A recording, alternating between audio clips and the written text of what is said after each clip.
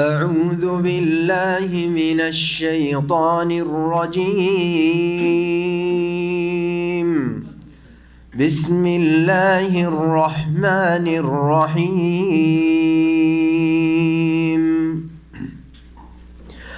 ما ننسخ من آية أو ننسها نأت بخير منها أو مثلها. ألم تعلم أن الله على كل شيء قدير؟ ألم تعلم أن الله له ملك السماوات والأرض وما لكم من دون الله من ولي ولا نصير؟ أم تريدون أن تسألوا رسولكم كما سئل موسى من قبل؟ ومن يتبدل الكفر بالإيمان فقد ضل سواء السبيل. ود كثير من أهل الكتاب لو يردونكم من بعد إيمانكم كفارا حسدا من عند أنفسهم من بعد ما تبين لهم الحق، فاعفوا واصفحوا حتى يأتي الله بأمره، إن الله على كل شيء قدير. وأقيموا الصلاة وآتوا الزكاة وما تقدموا لأنفسكم من خير تجدوه عند الله، إن الله بما تعملون بصير. وقالوا لن يدخل الجنة إلا من كان هودا أو نصارى، تلك أمانيهم، قل هاتوا برهانكم إن كنتم صادقين. بلى من أسلم وجهه لله وهو محسن فله أجره عند ربه ولا خوف عليهم ولا هم يحزنون. وقالت اليهود ليست النصارى على شيء، وقالت النصارى ليست اليهود على شيء وهم يتلون الكتاب، كذلك قال الذين لا يعلمون مثل قولهم، فالله يحكم بينهم يوم القيامة فيما كانوا فيه يختلفون. ومن أظلم ممن منع مساجد الله أن يذكر فيها اسمه وسعى في خرابها، أولئك ما كان لهم أن يدخلوها إلا خائفين. لهم في الدنيا خزي ولهم في الآخرة عذاب عظيم ولله المشرق والمغرب فأينما تولوا فثم وجه الله إن الله واسع عليم وقالوا اتخذ الله ولدا سبحانه بل له ما في السماوات والأرض كل له قانتون بديع السماوات والأرض وإذا قضى أمرا فإنما يقول له كن فيكون وقال الذين لا يعلمون لولا يكلمنا الله أو تأتينا آية كذلك قال الذين من قبلهم مثل قولهم تشابهت قلوبهم قد بينا الآيات لقوم يوقنون إنا أرسلناك بالحق بشيرا ونذيرا ولا تسأل عن أصحاب الجحيم. السلام عليكم ورحمة الله وبركاته. بسم الله الرحمن الرحيم. الحمد لله رب العالمين والصلاة والسلام على سيد المرسلين نبينا محمد وعلى آله وصحبه أجمعين. أما بعد فأعوذ بالله من الشيطان الرجيم. ما ننسخ من آية أو ننسها نأتي بخير منها أو مثلها ألم تعلم أن الله على كل شيء قدير. মহান আল্লাহ সমস্ত প্রশংসা যে আল্লাহ রাব্বুল আলামিন যখন ইচ্ছা তখন যে কোনো তিনি নির্দেশ তার বান্দাদেরকে তার সৃষ্টিকে মানব জাতিকে করে থাকেন এবং যখন ইচ্ছা করেন তিনি আল্লাহ রাব্বুল আলামিন তার আদেশ নিষেধে পরিবর্তন ঘটান। সালাত এবং সালাম নাজিল হোক মুহাম্মদুর রাসূলুল্লাহ সাল্লাল্লাহু আলাইহি ওয়াসাল্লামের ওপর যার প্রতি কোরআনে কারীম নাজিল হয়েছে তাতে কোনো হুকুম এসেছে কিছু কালের জন্য আবার তা রহিত করা হয়েছে। নবী করিম সাল্লাল্লাহু আলাইহি ওয়াসাল্লামের হাদিসের ক্ষেত্রে এই রকম প্রথম জীবনে কোনো হুকুম দিয়েছেন আবার কখনো তা রহিত করেছেন, নতুন কোনো বিধান ওহী ভিত্তিক নিয়ে এসেছেন। আল্লাহ রাব্বুল আলামিন এর মাধ্যমে মানুষকে পরীক্ষা করে থাকেন যে মানুষ তার কুপ্রবৃত্তির অনুসারী তার মনের চাহিদা পূরণ করতে চায় না আল্লাহ রাব্বুল আলামিনের ইচ্ছা অনুযায়ী আল্লাহ যেমন পছন্দ করেন যখন যেমন আদেশ নিষেধ করেন সেইভাবে ইবাদতবন্দি করতে চায়। আমাদের সূরা বাকারার তাফসীর আজকে নবম পর্ব, আয়াত নম্বর 106 থেকে শুরু হবে। রবিউল আউয়াল মাসের আজকে 6 তারিখ 1439 হিজরি। আমরা আজকে এই তাফসীর শুরু করব এই আয়াত থেকে যে আয়াতে আল্লাহ রাব্বুল আলামিন নাসিখ এবং মানসুখের কথা, অর্থাৎ দ্বীন ইসলামের বিধানে কোরআন এবং হাদিসে রহিতের বিধান রয়েছে। আল্লাহর কোনো আদেশ নিষেধ আসলো আর তারপরে সেটাকে আবার রহিত করে দেওয়া হলো, এই বিধান শরীয়তে রয়েছে। আগের উম্মতের ওপর যে কিতাবগুলি নাজিল হয়েছে আম্বিয়া রসুলগণের উদ্দেশ্যে তাতেও ছিল আর কোরআনে কারিমেও রয়েছে। মহান আল্লাহ ইরশাদ করছেন, মা নানসাখ মিন আয়াতিন আও নুনসিহা নাতি বিখাইরিম মিনহা আও মিসলিহা।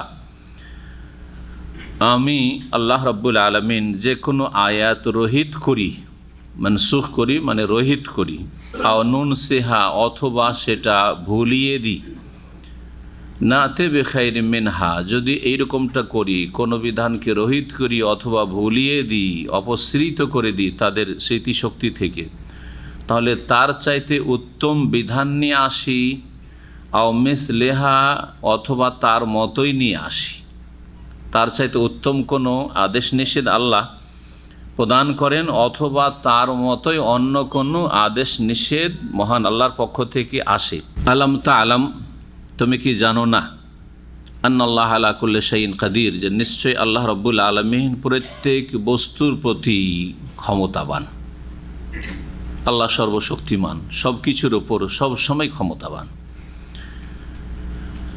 সুতরাং আল্লাহ রাব্বুল আলামিন আদেশ দেওয়ার একমাত্র অধিকার রাখেন যিনি সৃষ্টিকর্তা। আলাহুল খালকু ওয়াল আমরু, তাঁর জন্য সৃষ্টি, তিনি সৃষ্টি করেছেন এবং তার সৃষ্টিকে তিনি আদেশ নিষেধ করবেন সেটা তার ইচ্ছা অনুযায়ী তাদের পরীক্ষার উদ্দেশ্যে, এবং এই ক্ষেত্রে আল্লাহ রাব্বুল আলামিন সক্ষম।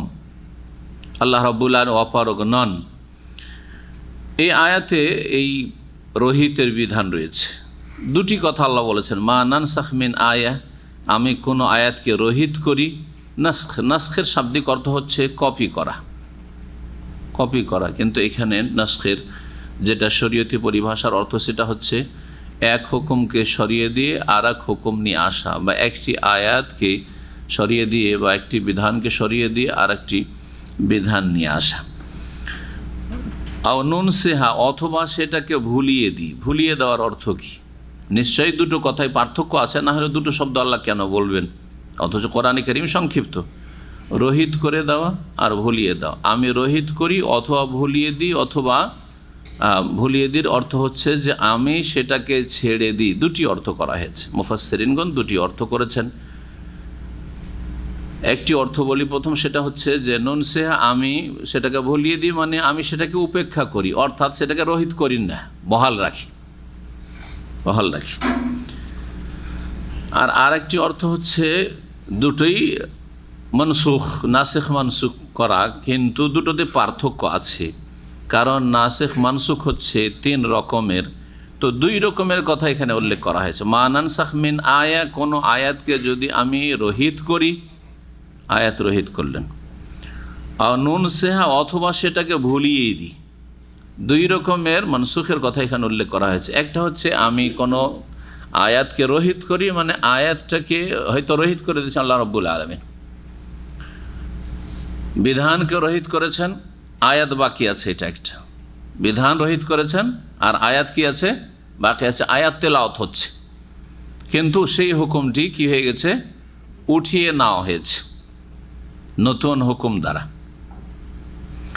এটা হচ্ছে সেই আয়াতের বিধান উঠিয়ে নেওয়া, কিন্তু আয়াত আছে। আর নুনসিহা এমন হচ্ছে মনসুখ, সেটা হচ্ছে যেটাকে নাসখে মুতলাক আরবি ভাষা বলা হচ্ছে, সাধারণভাবে মনসুখ, অর্থাৎ সেই হুকুমও উঠিয়ে নেওয়া হয়েছে, আয়াতও উঠিয়ে নেওয়া হয়েছে। এমন করে আল্লাহ উঠিয়ে নিয়েছেন, হুকুমও নেই আমাদের জন্য, সুতরাং সেই হুকুম আমাদের জানার প্রয়োজন নেই।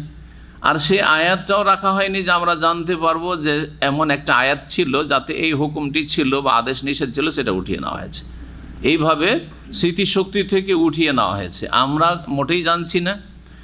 এমনকি নবী করিম সাল্লাল্লাহু আলাইহি ওয়াসাল্লাম সম্পর্কে তাফসীরকারগণ বলছেন যে এইরকম যখন মানসুখ করা হয়তো, আয়াতও রহিত আর তার হুকুমও রহিত, নবী সাল্লাল্লাহু আলাইহি ওয়াসাল্লামকে সেটা আল্লাহ ভুলিয়ে দিতেন স্মৃতি থেকে, যাতে করে তেলাওয়াত করতে গিয়ে আবার ওটা ফিরে না চলে আসে, অথচ সেটা রহিত হয়ে গেছে। জি, এই জন্য ভুলিয়ে দেওয়া বলা হয়েছে। তো দুটো মানসুখের একটি কি বললাম, যে আয়াত আছে কিন্তু হুকুমটা নেই, আয়াত আছে কিন্তু হুকুম নেই। আর একটা বললাম যে আয়াতও নেই আর হুকুমও নেই, যেটা নুনসিহা, ভুলিয়ে দেওয়া। আর আরেকটি হচ্ছে প্রথমটার বিপরীত, সেটা হচ্ছে আয়াত নেই কিন্তু হুকুম আছে। যেমন বিবাহিত বিবাহিতার জেনা ব্যভিচারের ক্ষেত্রে কি আছে? হুকুম আছে, রজমের বিধান আছে। সহিহ মুসলিমে যেটা হাদিস দ্বারা প্রমাণিত, সেটা সুন্নাহ দ্বারা প্রমাণিত, কিন্তু আয়াতে যে উল্লেখিত ছিল সেই আয়াতটি কি করা হয়েছে? রহিত করে দেওয়া হয়েছে। গত সপ্তাহে শেষ দিকে বলছিলাম আর সময় শেষ হয়ে এসেছিল তাই ছেড়ে দিয়েছিলাম। আর শেখ ও শেখাতু ইজা জানায়া ফারজুমুহুমা আলবাত্তাতা, তাহলে এটাকে আমাদের স্মৃতিশক্তিতে অপসৃত করে দেওয়া হয়নি, আছে তাফসীরে কি দাওয়া দিতে, কিন্তু সেই আয়াত কি হয়েছে, সে বিধান আছে, আর সেই আয়াতটি তেলাওয়াত থেকে রহিত, কোরআন থেকে রহিত করে দেওয়া হয়েছে। কটা হলো? 3টা হলো না? এই 3টে হচ্ছে মানসুখ। কোরআনে কারিমে কি আয়াত অনেক মানসুখ আছে, রহিত আছে, না অল্প স্বল্প আছে? এই নিয়েও তাফসীরকারদের অনেক দ্বিমত আছে। যারা উসুলে তাফসীরের কায়দা কানুন, যেমন উসুলে হাদিস, মুস্তালাহুল হাদিস একটা সাবজেক্ট আছে, হাদিসের কায়দা কানুন সহিহ জয়ীফের, তার মানে উসুলে তাফসীরের একটি সাবজেক্ট আছে, যে সাবজেক্টে ইমাম শয়ুতী রাহমাতুল্লাহ আলাইহির একটি খুব প্রসিদ্ধ কিতাব রয়েছে, বড় কিতাব আল ইতকান ফি উলুমিল কোরআন। আর উলুমিল কোরআনের জ্ঞান সম্পর্কে অনেক কিতাবে অনেক আইম্মায়ে কেরামগণ লিখেছেন। ভারত উপমহাদেশের একজন বড় মুহাদ্দিস তিনি লিখেছেন, শাহ ওলিউল্লাহ মুহাদ্দিস আদ-দেহলভী আল ফৌজুল কবির নামক একটি ছোট্ট কিতাব। ওই কিতাবটি আমরা পড়েছি, ওই কিতাবটি খুব গুরুত্বপূর্ণ। তাতে উনি যেসব মুফাসসিরিনগণ বা উসুলে তাফসীর আলোচনা করেছেন, অনেক আয়াতকে নাসিখ মানসুখ, যেমন জালালাইন তাফসীর যারা পড়বে আমাদের দেশে কওমি মাদ্রাসাগুলোতে বা আলিয়া মাদ্রাসা পড়ানো হয়, ওতে যে কোনো একটা আয়াত এসছে যেটা জেহাদ পরিপন্থী, মানে বাহ্যিক বলা হচ্ছে যে যাক ওদেরকে উপেক্ষা করো, মাফ করো, তারপরে লাইক রাহাফিদ দিন, ধরেন দিনের ক্ষেত্রে কোনো দিনের ক্ষেত্রে এখনও জবরদস্তি নেই, কিন্তু ওটা বুঝতে গিয়ে ওরা এমনভাবে বুঝেছে যে মনে হচ্ছে যে জেহাদের আয়াতের সাথে সাংঘর্ষিক। না, সাংঘর্ষিক নয়, জেহাদের ক্ষেত্র আলাদা আর দিনের ক্ষেত্রে জবরদস্তি নয়। জিহাদ মানে এই নয় যে দিনের ক্ষেত্রে জবরদস্তি কারো দিন পরিবর্তন করা, অবশ্যই না, হারাম দিন পরিবর্তন করা জবরদস্তি। অন্তর তার পরিবর্তন হইতে হবে, তার মাধ্যমে তার কথা পরিবর্তন হবে, অর্থাৎ কালেমার শাহাদাত দেবে আর তারপরে আমল করবে, এই হচ্ছে ইসলাম। সুতরাং দিনে এখনও জবরদস্তি নেই, আয়াত মানসুখ নয়। কিন্তু অনেক মুফাসসিরিনগণ এটা বুঝতে গিয়ে ভুল করেছেন, যার ফলে বলেছেন যে এই আয়াতগুলি মানসুখ। লাকুম দীনুকুম ওয়ালিয়া দিন, তোমরা তোমাদের দিনের ওপর থাকতে পারো যদি ইসলাম কবুল না করো। যদি ইসলাম তোমাদের জন্য ইহকাল পরকাল কল্যাণ, যদি কবুল না করতে চাও তাহলে মুসলিম দেশে বসবাস করলে ইসলামিক বিধান হচ্ছে যে জিজিয়া দিয়ে থাকতে হবে। কিন্তু লাকুম দীনুকুম ওয়ালিয়া দিনকে তারা মনসুখ বলেছে, জিহাদের আয়াত মনসুখুন বিআয়াতিস সাইফ, এইসব কথা তাফসীরে রয়েছে। এগুলি আসলে একদল তাফসীরকারদের মত, কিন্তু সঠিক কথা হচ্ছে যে না, এই আয়াতগুলি মনসুখ না, তাদেরকে ক্ষমা করো, যারা বাড়াবাড়ি করছে তাদেরকে উপেক্ষা করো, এই আয়াতগুলি মনসুখ না। ক্ষমা এবং উপেক্ষা এখনও আছে, জি, ক্ষেত্র বিশেষে। আর কখনো ক্যান্সারের আকার ধারণ করলে তারাও মানবে না, ইসলাম কবুল করবে না। আর কেউ যদি ইসলাম কবুল করে তো বাধা সৃষ্টি করবে, হ্যাঁ তখন জিহাদ আছে। আরে ভাই, তুমি ইসলাম কবুল করবে না, ঠিক আছে, তোমার স্বাধীনতা আছে, কিন্তু বাকিরা যে স্বেচ্ছায় ইসলাম গ্রহণ করছে, তারা জান্নাতের রাস্তায় যেতে চায়, জান্নাত পেতে চায়, তুমি বাধা কেন সৃষ্টি করবে? ঠিক জিহাদ ফি সাবিলিল্লাহ হচ্ছে আপনার চলার রাস্তায় কেউ যদি ইট পাটকেল ফেলে রাখে, বা ঝড় হয়েছে, ঝড় তুফানে গাছ পড়ে আছে, আর গাড়িটা আপনি রোড দিয়ে পার করবেন, তা আপনার কাজ কি? সরিয়ে ফেলা, বাধা দূর করা, এই হচ্ছে জিহাদ। তার মানে এই না যে উপেক্ষা করুন, যারা ইসলাম কবুল করতে চায় না স্বেচ্ছায় স্বাধীনভাবে তাদের নিজের ধর্ম নিয়ে বাস করুক। এটা হচ্ছে 1400 বছরের ইতিহাস, কারো উপরে জবরদস্তি করা হয়নি। ওমর রাদিয়াল্লাহু তাআলা আনহু প্যালেস্টাইনে বিজয় লাভ করলেন এবং সেখানে তিনি সশরীরে গেলেন, তিনি চুক্তি করলেন সেখানকার খ্রিস্টানদের সাথে, কিন্তু তাদেরকে তাদের ধর্মের ওপর বহাল রেখেছিলেন এবং তাদের সাথে সন্ধি করেছিলেন। অনেক সময় তাদেরকে এলাকার দায়িত্ব দিয়ে দেওয়া হয়েছে যে বাৎসরিক তোমরা সেখান থেকে আমাদেরকে খারাজ দেবে, জিজিয়া দেবে, এইভাবে। তাহলে বোঝা যাচ্ছে যে দিনের ক্ষেত্রে অবশ্যই জবরদস্তি নেই, আর সবাই নিজ নিজ ধর্ম স্বাধীনভাবে পালন করতে পারবে, কিন্তু হকের দাওয়াত দেওয়ার অধিকার রয়েছে, কারণ সেটাই হচ্ছে হক, সত্য। এই ক্ষেত্রে বাধা দেওয়ার কারো অধিকার নেই। এই জন্য আল ফৌজুল কবির নামক কিতাবটিতে আল্লামা শাহ ওলিউল্লাহ মুহাদ্দিস দেহলভী রাহমাতুল্লাহ আলাইহি তিনি বলছেন মাত্র কোরআন কারিমে 5টি আয়াত মানসুখ রয়েছে, এর বেশি মানসুখ নেই, মাত্র 5টি আয়াত। হাদিসে অনেক নাসিখ মানসুখ রয়েছে, কিন্তু অনেক সময় এক শ্রেণীর লোকেরা যারা মযহাবী গোঁড়ামিতে লিপ্ত, তারা মিছামিছি দাবি করে যেটা মনসুখ হয়ে গেছে, অথচ তাদের কাছে কোনো দলিল নেই। মনসুখ হওয়ার জন্য কিছু কায়দা আছে। এটা একটা এর উপর অনেক বই লেখা হয়েছে, কিতাব লেখা হয়েছে, আহকামুন নাসিখ ওয়াল মানসুখ। সুতরাং আমার মতের উল্টা সেজন্য বলে এই হাদিসটা মনসুখ হয়ে গেছে, এই হুকুম মনসুখ হয়ে গেছে, এটা চলবে না। এটা হচ্ছে আপনার কুপ্রবৃত্তির অনুসরণ, এটা হচ্ছে আপনার মনের পূজা করা। বরং দলিল লাগবে যে এটা মনসুখ কি না, রহিত কি না, আগের হুকুম না পরের হুকুম। 1 নম্বর দলিল যে নবী মোহাম্মদ রাসূলুল্লাহ সাল্লাল্লাহু আলাইহি ওয়াসাল্লাম বলে দিয়েছেন যে আমি তোমাদেরকে আগে এইটা বলতাম, এখন আর ওইটা করো না, এইটা করো। তাহলে কি বুঝলাম? আগের কথাটি রহিত মনসুখ, আর পরের কথাটি হচ্ছে নাসিখ রহিতকারী। এটা আমাদের জন্য এখন বিধান। 2 নম্বর মনসুখ, যে নবী সাল্লাল্লাহু আলাইহি ওয়াসাল্লাম বলেননি, কিন্তু সাহাবীরা বলছেন যে আমরা প্রথম জীবনে এইরকম করতাম, পরবর্তীকালে এইরকম করতে বলা হয়েছে বা এইরকম করেছি। সাহাবীরা বলছেন করেছি খেয়াল খুশি না, নবীর হুকুমে করেছেন, তার ইশারা ইঙ্গিতে করেছেন। সুতরাং সাহাবীদের কথা এখানে দলিল যে এটা আগের হুকুম ছিল মনসুখ, পরে আমরা এইরকম করেছি দিনের ক্ষেত্রে বা আমলের ক্ষেত্রে, সুতরাং পরেরটা হচ্ছে নাসিখ। তৃতীয় নাসিখ মনসুখের স্তর হচ্ছে যে ইতিহাস দ্বারা, আপনার তারিখ ইতিহাস দ্বারা প্রমাণিত যে নবী সাল্লাল্লাহু আলাইহি ওয়াসাল্লামের প্রথম যুগের আমল ছিল এটা, মক্কায় ওইটা আমল ছিল, মদিনায় এই আমল করেছেন। হ্যাঁ, জি হ্যাঁ। যেমন জিহাদের ক্ষেত্রে মক্কায় অস্ত্র ধরা নিষেধ ছিল, মার খেয়ে থাকো, মরে যাও, মারছে তারপরেও একটু ধাক্কাও দিবে না কোনো কাফেরকে। আলাম তারা ইলাল্লাযিনা ক্বিলা লাহুম কুফু আইদিয়াকুম ওয়া আকিমুস সালাহ, জানো না ওই সব লোকদেরকে যাদেরকে বলা হয়েছিল কুফু আইদিয়াকুম, হাতকে গুটিয়ে রাখো, মার খাও, মারিও না, ওয়া আকিমুস সালাহ, নামাজটা পড়ো। তারপরে ফালাম্মা কুতিবা আলাইহিমুল কিতাল, ফরজ করা হইল এখন সশস্ত্র যুদ্ধ, মদিনায় দ্বিতীয় হিজরিতে। জি, অথবা মদিনার প্রথম দিকে এইরকম হ্যাঁ করেছেন নবী সাল্লাল্লাহু আলাইহি ওয়াসাল্লাম, পরে এইরকম করেছেন, শেষ জীবনে এইরকম করেছেন, তাহলে নাসিখ মনসুখ। কিন্তু যদি এর প্রমাণ না থাকে, গায়ের জোরে বলেন যেন রফায় দেয়নি, ইসলামের প্রথম যুগে ছিল, আর তারপরে রফায় দেন মনসুখ হয়ে গেছে। যেমন এক শ্রেণীর মযহাবী গোঁড়ারা বলে রফায় দেন করা এটা কি ছিল? মনসুখ, আগের হুকুম, আর রফায় দেন করতে হবে না, হাতকে একবারে ব্যাস প্রথম রফায় দেন, আল্লাহ আকবার তাকবীরে তাহমিদ, আর নাই রফায় দেন। এই যে দাবি নাসিখ মনসুখের, এটা হচ্ছে মিছা দাবি। এটা যদি আমি বলি তাহলে বলবেন যে আপনার যেহেতু এর সাথে ভিন্ন মত আছে, তাই না? হানাফি মুহাদ্দিসের কথা বলি একটু। হানাফিদের যে কয়েকজন মুহাদ্দিস আছেন তাদের মধ্যে বড় একজন মুহাদ্দিস হচ্ছেন ইমাম সিন্দি। ইমাম সিন্দি যিনি মদিনার মুহাদ্দিস ছিলেন এবং তিনি হানাফি মাযহাবের বড় ইমাম ছিলেন।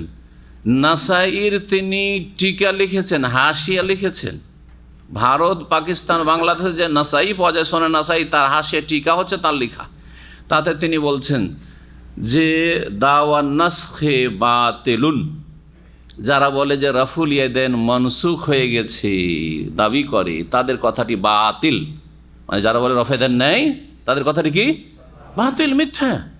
তাহলে আমি কি বেশি বললাম না? ওদের কথা হক কথারই তুলে ধরলাম। লুকিয়ে রেখেছেন, গোপন রেখেছেন, বাতিল কথা যে রফা ইয়াদাইন মান। বরং নবী এর বিপরীত প্রমাণিত যে নবী সাল্লাল্লাহু আলাইহি ওয়াসাল্লাম হাত্তা ফারাকাত দুনিয়া, দুনিয়া থেকে বিদায় হওয়া পর্যন্ত রফা ইয়াদাইন করে সালাত আদায় করেছেন। রুকুতে যাওয়ার সময়, রুকু থেকে ওঠার সময় এবং প্রথম তাশাহুদ থেকে উঠি। জি, আল্লাহু আকবার। সুতরাং এটা হচ্ছে সহি সুন্নাহ। আপনি যত এই সুন্নত ছাড়ছেন আপনার নেকি কমছে। জানার পরে যদি অবজ্ঞা করেন, আপনি যদি অগ্রাহ্য করেন, তাহলে আপনি আরও ক্ষতিগ্রস্ত। তারপরে আমরা আলোচনায় আসি। মহান আল্লাহ ইরশাদ করেছেন, আলাম তাআলাম, হে মানুষ তুমি কি জানো না, আন্নাল্লাহ লাহু মুলকুস সামাওয়াতি ওয়াল আরদ, যে আল্লাহ হচ্ছেন আকাশ সমূহ এবং জমিনের মালিক। আল্লাহর জন্যই রয়েছে আকাশসমূহ এবং পৃথিবীর আধিপত্য বা মালিকানা, সার্বভৌমত্ব।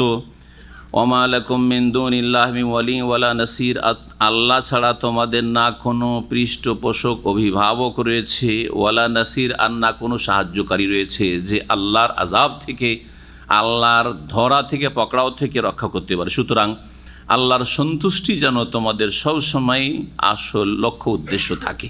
আল্লাহ যদি রাজি হয়ে যান, কোনো শক্তি কিছুই বাঁকা করতে পারবে না। আল্লাহকে রাজি করাটাই যেন আপনার আমার মেন টার্গেট হয়।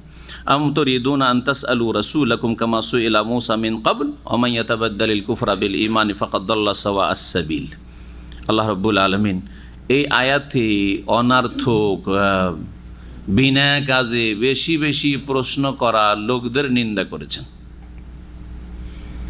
এটা হচ্ছে ইহুদিদের খারাপ চরিত্র, পূর্ব যুগের বিভিন্ন জাতির খারাপ চরিত্র। আল্লাহ রাব্বুল আলামিন সতর্ক করেছেন সেই রাস্তা থেকে, তাদের ভুল রাস্তা, ভুল আচরণ থেকে। কিন্তু যখন প্রয়োজন হবে বা যেই ক্ষেত্রে প্রয়োজন, অবশ্যই জিজ্ঞেস করতে হবে। অবশ্যই কি করতে হবে? জিজ্ঞেস করতে হবে। কারণ আল্লাহ কোরআন আবার জিজ্ঞাসাও করতে বলছেন, আবার বেশি বেশি জিজ্ঞেস করতে নিষেধও করছেন। দুটোর সমন্বয় তো হইতে হবে। আল্লাহ বলছেন ফাসআলু আহলা যিকরি ইন কুনতুম লা তা'লামুন, তোমরা জ্ঞানীদেরকে, আলেমদেরকে, উপদেশওয়ালাদেরকে, মানে কোরআন সুন্নাহর যিকর হচ্ছে কোরআন এবং হাদিস, কোরআন এবং হাদিসের যারা পণ্ডিত জ্ঞানী তাদেরকে জিজ্ঞেস করে নাও। ইন কুনতুম লা তা'লামুন, তোমাদের যদি জানা না থাকে। নবী সাল্লাল্লাহু আলাইহি ওয়াসাল্লাম বলছেন, যেই লোক না জেনে ফতুয়া দিয়েছিল অনুমান ভিত্তিক, আর লোকটার কে গোসল করিয়ে দিয়েছিল, অথচ মাথা জখম হয়েছে, অসুস্থ হয়ে মারা গেল পানি ধরে, সেই অসুস্থ হয়ে নবী সাল্লাল্লাহু আলাইহি ওয়াসাল্লাম কাতালাহুল্লাহ, এই লোক খুন করেছে কে এই ভুল ফতুয়া দিয়ে, আল্লাহ যেন সর্বনাশ করে ওই লোকের। ইন্নামা শেফাউল ইয়া সওয়াল, অজ্ঞতার চিকিৎসা হচ্ছে জিজ্ঞাসা করে নাও। জানছেন না, লজ্জা করবেন বা জানার গরজ করবেন না, মহাবিপদে দুনিয়া আখিরাতে পড়বেন। আপনার অজ্ঞতার এলাজ, চিকিৎসাই হচ্ছে, ট্রিটমেন্ট হচ্ছে আর সওয়াল, জিজ্ঞেস করে নেওয়া। নবী সাল্লাল্লাহু আলাইহি ওয়াসাল্লাম তো আল্লাহ বেশ কিছু আয়াতে কোরআনে কারিমে কি করতে বলেছেন?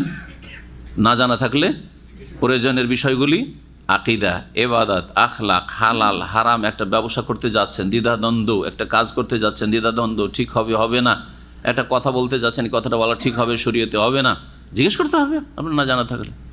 একটা কদম বাড়ানো চলবে না না জেনে, হ্যাঁ, একটা আকিদা রাখা যাবে না না জেনে। আপনি জানছেন না, দেখা দেখি ঈদে মিলাদুন্নবী করছেন, দেখা দেখি করবেন, জানবেন না দলিল যে মিলাদুন্নবী নির্বাচন করেছেন, 4 খলিফা করেছেন, 4 ইমাম আবু হানিফা, শাফি, মালিক, আহমদ করেছেন, কিছুই জানবেন না, বাস সবাই করছে, আমি কি করব? চলবে? অবশ্যই জানতে হবে আপনাকে এটা সুন্নাহ না বিদআত। তাহলে জিজ্ঞাসাও করতে হবে যেগুলি প্রয়োজন। বললাম যে আকিদা, ইবাদত, আখলাক, হালাল হারাম, করণীয় বর্জনীয় জানতে হবে। বিনা কাজে প্রশ্ন যদি হয় এরকম, আমাদের গ্রামে একটা এরকম ঘটনা ঘটেছে, ও আপনাকে জিজ্ঞাসাও করতে বলেনি, হ্যাঁ, যে আমার একটু মশলাটা সলভ করে দেবেন, হ্যাঁ, জিজ্ঞাসা করছেন এইরকম হয়েছে একটা ঘটনা, এর জবাব কী হবে, ফতোয়া কী হবে? না, এইরকম প্রশ্ন করা ঠিক হবে না। কারণ আপনি তখন মুফতি সাজবেন। একটু বড়োর কাছ থেকে জানলেন, আর জানার পরে ফতোয়া দিতে গিয়ে 9কে 6 নয়, 6কে 9 করে দিলেন। আমি বললাম একরকম করে, আপনি আর এক রকম করে সাজিয়ে বললেন। এ একটা কথার জন্য হুকুমে পার্থক্য হয়ে গেল। এইরকম বহু অন্যায় কাজ এক শ্রেণীর এই ছোটোখাটো মুফতিগুলি করছে, ফেসবুকের মুফতি আর হোয়াটসঅ্যাপ মুফতিগুলি এইরকম করে দিচ্ছে। কিন্তু মানে কোনো ওস্তাদের কাছ থেকে শুনেছে, ও তিনি হয়তো বলেছেন একটা এমন শব্দ দিয়ে যেটাতে একটা শর্ত লাগানো আছে, একটা শব্দে একটা শর্ত আছে, ওই শর্তটাকে উড়িয়ে দিলে অন্যরকম হুকুম হয়ে যাবে। ক্রিকেট খেলা যাবে কিনা, দেখা যাবে কিনা, বললাম যে শর্ত সাপেক্ষ জায়েজ হতে পারে, সেগুলো শেখ জায়েজ বলেছে। আরে শর্ত সাপেক্ষগুলো বাদ দিয়ে দিলেন যে একাধিক শর্ত হইতে পারে, কোনোটার একটা শর্ত হইতে, কোনোটার কয়েকটা শর্ত হইতে পারে। বোঝা গেছে কিনা? মহিলারা একাকার না হয়, নামাজের সময় খেলা না হয়, রান খোলা রানের দিকে তাকাচ্ছেন এরকম না হয়, কত শর্ত রয়েছে, আপনি দিলেন জায়েজ করে আমার কথা শুনে। তাহলে আপনাকে ফতোয়াদের ক্ষেত্রে খেয়াল রাখতে হবে যে আমি যে কন্ডিশনগুলি বলছি বা যেদিকে ইঙ্গিত করছি, আপনি কি আমার ভাষাটা বুঝছেন? হুবহু নকল করেন আমার আওয়াজে, ঠিক আছে, আমার পড়ে শোনেন, কিন্তু আপনি নিজে ওটাকে সাজিয়া বলতে গিয়ে গোলমাল করে দিচ্ছেন। আপনি যে এইরকম প্রশ্ন করা যাবে না, যদিও সেগুলো আকিদা মাসলা মাসাইলের প্রশ্ন, হ্যাঁ, তারপরে আপনি প্রশ্ন করে আবার আরেকজনকে ফতোয়া দেওয়ার প্রস্তুতি নিচ্ছেন, এরকম কাজ করবেন না। আর যদি এইরকম না হয় বিনা কাজের প্রশ্ন, কার কয়টা ছেলে মেয়ে, লাভ আছে নাকি? লাভ আছে? কিচ্ছু লাভ নেই। হ্যাঁ, আপনাদের যদি জানি আমি যে কার কয়টা ছেলে মেয়ে, কোনো লাভ আছে বিশেষ? আপনার বেশি হইলেই বা লাভ কি আমার, আর কম হইলে লাভ কি? তাহলে এই ধরনের প্রশ্নের সময় নষ্ট করা, হ্যাঁ, কার কেমন ইত্যাদি, হ্যাঁ, স্ত্রী, কার কেমন ছেলেমেয়েরা, কার ছেলেমেয়েরা কী করে, কে কোন দেশে বাস করে, কে কোন ডিস্ট্রিক্টে বাস করে, এমন কোনো লাভ নেই। আল্লাহ যেখানে যাকে পয়দা করে সেখানে সে বাস করে, কোনো লাভ নেই। একটা লোক সারা জীবন যদি না জানে সে কোথাকার, কিন্তু জানেন যে সেই সহি আকিদার লোক, সে দিনের খেদমত করে, সে আমার সাথে একমত, আলহামদুলিল্লাহ, তার সাথে আমার সম্পর্ক। এইরকম বহু প্রশ্ন রয়েছে যে ফালতু প্রশ্নগুলি করে অথচ ফরজগুলি করে না। কথা বোঝা গেছে? ইমানের রুকন কয়টা বলতে পারে না, ইসলামের খুঁটি কয়টা বলতে পারে না, দিনের কটা স্তর, এই তিনটি প্রশ্ন জীবনের প্রথম প্রশ্ন। দিনের মূলনীতি তিনটি, তাই জানে না। কবরে জিজ্ঞেস করা হবে তিনটি মূলনীতি, জিজ্ঞেস করলাম এই রিয়াজের পাশে রোমারপুর, কেউ জবাব দিতে পারে না। সহজ করতে করতে গিয়ে যখন বলে দেওয়া হলো যে কবরে যে প্রশ্ন করা হবে, তখন এক দুটো হাত উঠল। আর তার আগে তিনটি মূলনীতি সম্পর্কে বলেন তো কিচ্ছু জানে না। আর জিজ্ঞাসা করবে যে আব্দুল কাদের জিলানি, হ্যাঁ, কত বড় পীর সাহেব ছিলেন, হ্যাঁ, তার কাছ থেকে কি পেতে পারি? আর কি পেতে পারেন তার কাছ থেকে? তিনি তার নিয়ে যাবেন, আপনাকে আপনার নিয়ে যেতে হবে। হ্যাঁ, তার অনুসরণ করবেন, তার আগে আপনি নবী সাল্লাল্লাহু আলাইহি ওয়াসাল্লাম অনুসরণ করেন। কারণ জিলানিকে আল্লাহ অনুসরণের জন্য পাঠাননি, অনুসরণের জন্য কাকে পাঠিয়েছেন? আদর্শকে, আদর্শ রাসূলুল্লাহ। রাসূলুল্লাহ সাল্লাল্লাহু আলাইহি ওয়াসাল্লাম আদর্শ, পরে 4 খলিফা আদর্শ, তারপরে সাহাবায়ে কেরাম আদর্শ, তারপরে আইম্মায়ে কেরাম আবু হানিফা, শাফি, মালিক, আহমদ, অনেক আগে জিলানি আর চিশতির চাইতে। তো গৌসে পাক আর খাজা বাবার নাম আসছে, অথচ আবু হানিফার নাম আসছে না। তার আগে আবু বকর, ওমর, উসমান, আলীর নাম আসছে না কেন? তার আগে রাসূলুল্লাহ নাম কেন আসছে না আপনার জীবনে? জিজ্ঞাসাবাদ করবেন এমন যেই সম্পর্কে আপনার প্রয়োজন আছে। এর আগে অনেকবারই বলেছি, একটা লোক এসে জিজ্ঞেস করলো, ইয়া রাসূলুল্লাহ, যদি কেউ তার স্ত্রীর কাছে বেগানা পুরুষকে পেয়ে যায় কি করবে? খুন করতে পারবে কি পারবে না? প্রশ্ন করা জায়েজ? যতক্ষণ না ঘটেছে জিজ্ঞেস করবেন না। ঘটেনি এমনি যে যদি সাপোজ এরকম হয় ধরে নেন, এই ধরে নেন প্রশ্ন চলবে না। এই প্রশ্ন করলে বালা মুসিবত আসতে পারে, আবার যা জিজ্ঞাসা করেন সেটাই ঘটে যেতে পারে। জি, আল্লাহ রাব্বানা বলছেন, আম তুরিদুন আন তাসআলু রাসূলাকুম, তোমরা কি চাও যে তোমাদের রাসূল সাল্লাল্লাহু আলাইহি সাল্লামকে জিজ্ঞেস করবে? কামা সুইলা মূসা মিন ক্বাবলু, যেমন মূসা আলাইহিস সালামকে জিজ্ঞাসা করা হয়েছে বনি ইসরাইলদের পক্ষ থেকে ইতিপূর্বে। আরে ওই চরিত্র তোমাদের ইহুদিদের চরিত্র। আল্লাহ বলেন গরু জবাই করো, এত প্রশ্নের কি? জবাই করে দাও। গরুটার রং কি, বয়স কি, দেখতে কেমন হবে, নাও মুসিবত নাও, হলুদ খুঁজে নিয়ে এসো। চাষও লাগানো হয়নি, বুড়ো হইলেও চলবে না, একেবারে কচি হইলেও চলবে না, হ্যাঁ, কোথায় পাবে? তো মূসা আলাইহিস সালামের কওম বনি ইসরায়েলের বদ চরিত্র হচ্ছে যে অনার্থক অসার প্রশ্ন করা। এইরকম তোমাদের চরিত্র না হয়। নবী সাল্লাল্লাহু আলাইহি ওয়াসাল্লাম বলেছেন যে তোমরা বেশি বেশি প্রশ্ন করা থেকে বেঁচে থাকবে। ফাইন্নামা আহলাকা মান কানা ক্বাবলাকুম কাসরাতু সওয়ালিহিম ওয়া ইখতিলাফু আলা আমবিয়াহিম, তোমাদের পূর্বের জাতিদেরকে ধ্বংস করা হয়েছে, সর্বনাশ করা হয়েছে, দুনিয়া আখিরাত বরবাদ হয়েছে বেশি বেশি জিজ্ঞাসাবাদ করার জন্য এবং তাদের নবীর সাথে বিরোধ সৃষ্টি করার জন্য। নবী বলছেন এদিকে যাও, এদিকে যাচ্ছে, ওইদিকে যাচ্ছে। তোমরা যদি ওই কাজ করো, নবীর রাস্তা না ধরো, হ্যাঁ, অন্য কোনো আদর্শের রাস্তা ধরো, মতবাদের রাস্তা ধরো, আর এই সুফিয়ানা রাস্তা ধরো, পীর মুরিদের রাস্তা ধরো, বরবাদ হবে। ওই রকম বেশি বেশি জিজ্ঞাসাবাদ যদি করো বিনা কাজে, ধ্বংস হবে। দুটো ধ্বংসের কারণ, একটা হচ্ছে নবীর রাস্তা ছেড়ে দেওয়া, আর আরেকটা হচ্ছে বেশি বেশি অনর্থক প্রশ্ন করা। ওমাইয়াতাবাদ্দালিল কুফরা বিল ঈমান, আর যারাই ঈমানের বিনিময়ে কুফরি ক্রয় করবে বা ঈমানকে কুফরির সাথে পরিবর্তন করবে, ঈমানকে বিক্রি করে দিল, কুফরি খরিদ করলো। হ্যাঁ, তৌহিদ জন্মসূত্রে আপনি মুসলিম তৌহিদ পেয়েছিলেন, আপনি তৌহিদকে বিক্রি করে মাজার পূজা, পীর পূজা খরিদ করে নিলেন। জন্মসূত্রে আপনি নবীর তরিকা পেয়েছিলেন, সুন্নতের অনুসারী হওয়া উচিত ছিল, তা না করে আপনার ধর্মকর্মই হচ্ছে আপনার বিদাত করা। হ্যাঁ, মাসিক যতগুলি বিদাত রয়েছে, মাসের মাস রবিউল আউয়ালে মিলাদুন নবী করলেন না, হ্যাঁ, কখনো ফাতেহা দুয়াজদাহাম, কখনো ফাতেহা ইয়াজদাহাম, ফার্সির বিদাত করে যাচ্ছেন আপনি। হ্যাঁ, কারো জন্মবার্ষিকী, কারো মৃত্যুবার্ষিকী, হ্যাঁ, শবে বরাতে হালুয়া রুটি না, শবে কাদার, লাইলাতুল কাদার যথেষ্ট হইল না নবীর আদর্শ আপনার? জি, নবী করিম সাল্লাল্লাহু আলাইহি ওয়াসাল্লামের নাম আসলে সব সময় দুরূদ পড়বেন, এটা যথেষ্ট হলো না। তৌফিক আপনাকে হলো না, আপনার হুজুরদেরও হলো না। নবী পাক বলেছেন, হুজুরে পাক বলেছেন, সাল্লাল্লাহু আলাইহি ওয়াসাল্লাম বলার তৌফিক হয় না। আর 12 রবিউল আউয়ালে আমরা ঈদে মিলাদুন নবী করে নবীর হক আদায় করবো বিদাত করে না। জি, ওমাইয়াতাবাদ্দালিল কুফরা বিল ঈমান, যারা ঈমানের বদলে কি নেবে? কুফরি, শিরক, সুন্নাহর বদলে বিদাত নেবে, তাদের সম্পর্কে আল্লাহ ফাকাদ দাল্লা সাওয়া সাবিল, তারা নিঃসন্দেহে সঠিক পথ হতে বিভ্রান্তির শিকার হবে, বিভ্রান্ত হবে জান্নাতের রাস্তা থেকে। ওয়াদ্দা কাসীরু মিন আহলিল কিতাব, কিতাবধারীরা, ইহুদি এবং খ্রিস্টান কিতাবধারী যারা তৌরাত ইনজিলের অনুসরণের দাবিদার, যে আমরা ওই সব নবীর উম্মত, ওই সব কিতাব মানি, তাদের অনেকে পছন্দ করে। আল্লাহ বলছে ওয়াদ্দা মানে পছন্দ করে। লাউ ইয়ারুদ্দুনাকুম মিন বাদি ঈমানিকুম, যদি তারা তোমাদের ঈমান ইসলামের পরে তোমাদেরকে ফিরিয়ে নিতে পারে, অর্থাৎ মুসলিমকে যদি খ্রিস্টান বানাইতে পারে, খ্রিস্টান মিশনারিগুলি পৃথিবীতে এনজিও, ওদের এনজিওতে কোনো বাধা নেই, এমনকি মুসলিম দেশেও কাফেরদের এনজিওতে কোনো বাধা নিষেধ নেই, অসংখ্য এনজিও। কিন্তু মুসলিম এনজিও না, মুসলিম এনজিও আবার সন্ত্রাস ছড়াচ্ছে, হ্যাঁ, সন্ত্রাসের আশঙ্কা আছে, সুতরাং মুসলিম এনজিও বন্ধ করা। বর্তমান পরিস্থিতিটা ঠিক ওই রকম চলছে, জি। অথচ যদি এনজিও কাজ করে আর সমান সমান অধিকারও যদি বিশ্বাসী হন, তাহলে ঠিক আছে, ওদের এনজিও কাজ করছে, বাতিলের প্রচার করছে, আমরা হকের প্রচার করছি, কেন বাধা আসবে? বাতিলের প্রচারের যদি অধিকার হয়, হ্যাঁ, বাতিলের শিক্ষা দেওয়ার অধিকার থাকে, তো হক শিখাবার, সত্য শিখাবার বেশি অধিকার আছে। কিন্তু না, জোরজার মুলুক তার। আল্লাহ বলছেন যে অনেক কিতাবধারীরা অর্থাৎ ইহুদি খ্রিস্টানরা পছন্দ করে, চায় তারা যে তোমাদেরকে তোমাদের ঈমান ইসলামের পরে অর্থাৎ মুসলিম হওয়ার পরে তোমাদেরকে যদি ফিরিয়ে নিতে পারে। কেন ফিরিয়ে নিতে পারে?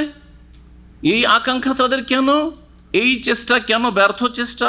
কুফারান, কোন দিকে ফিরিয়ে নিতে পারে? কাফের করে ফিরিয়ে নিতে পারে। ইয়ারুদ্দুনাকুম লাউ ইয়ারুদ্দুনাকুম মিন বাদি ঈমান কুফার, তোমাদেরকে আবার কাফের বানিয়ে দিতে পারে যদি এই চেষ্টা করে। কি জন্য?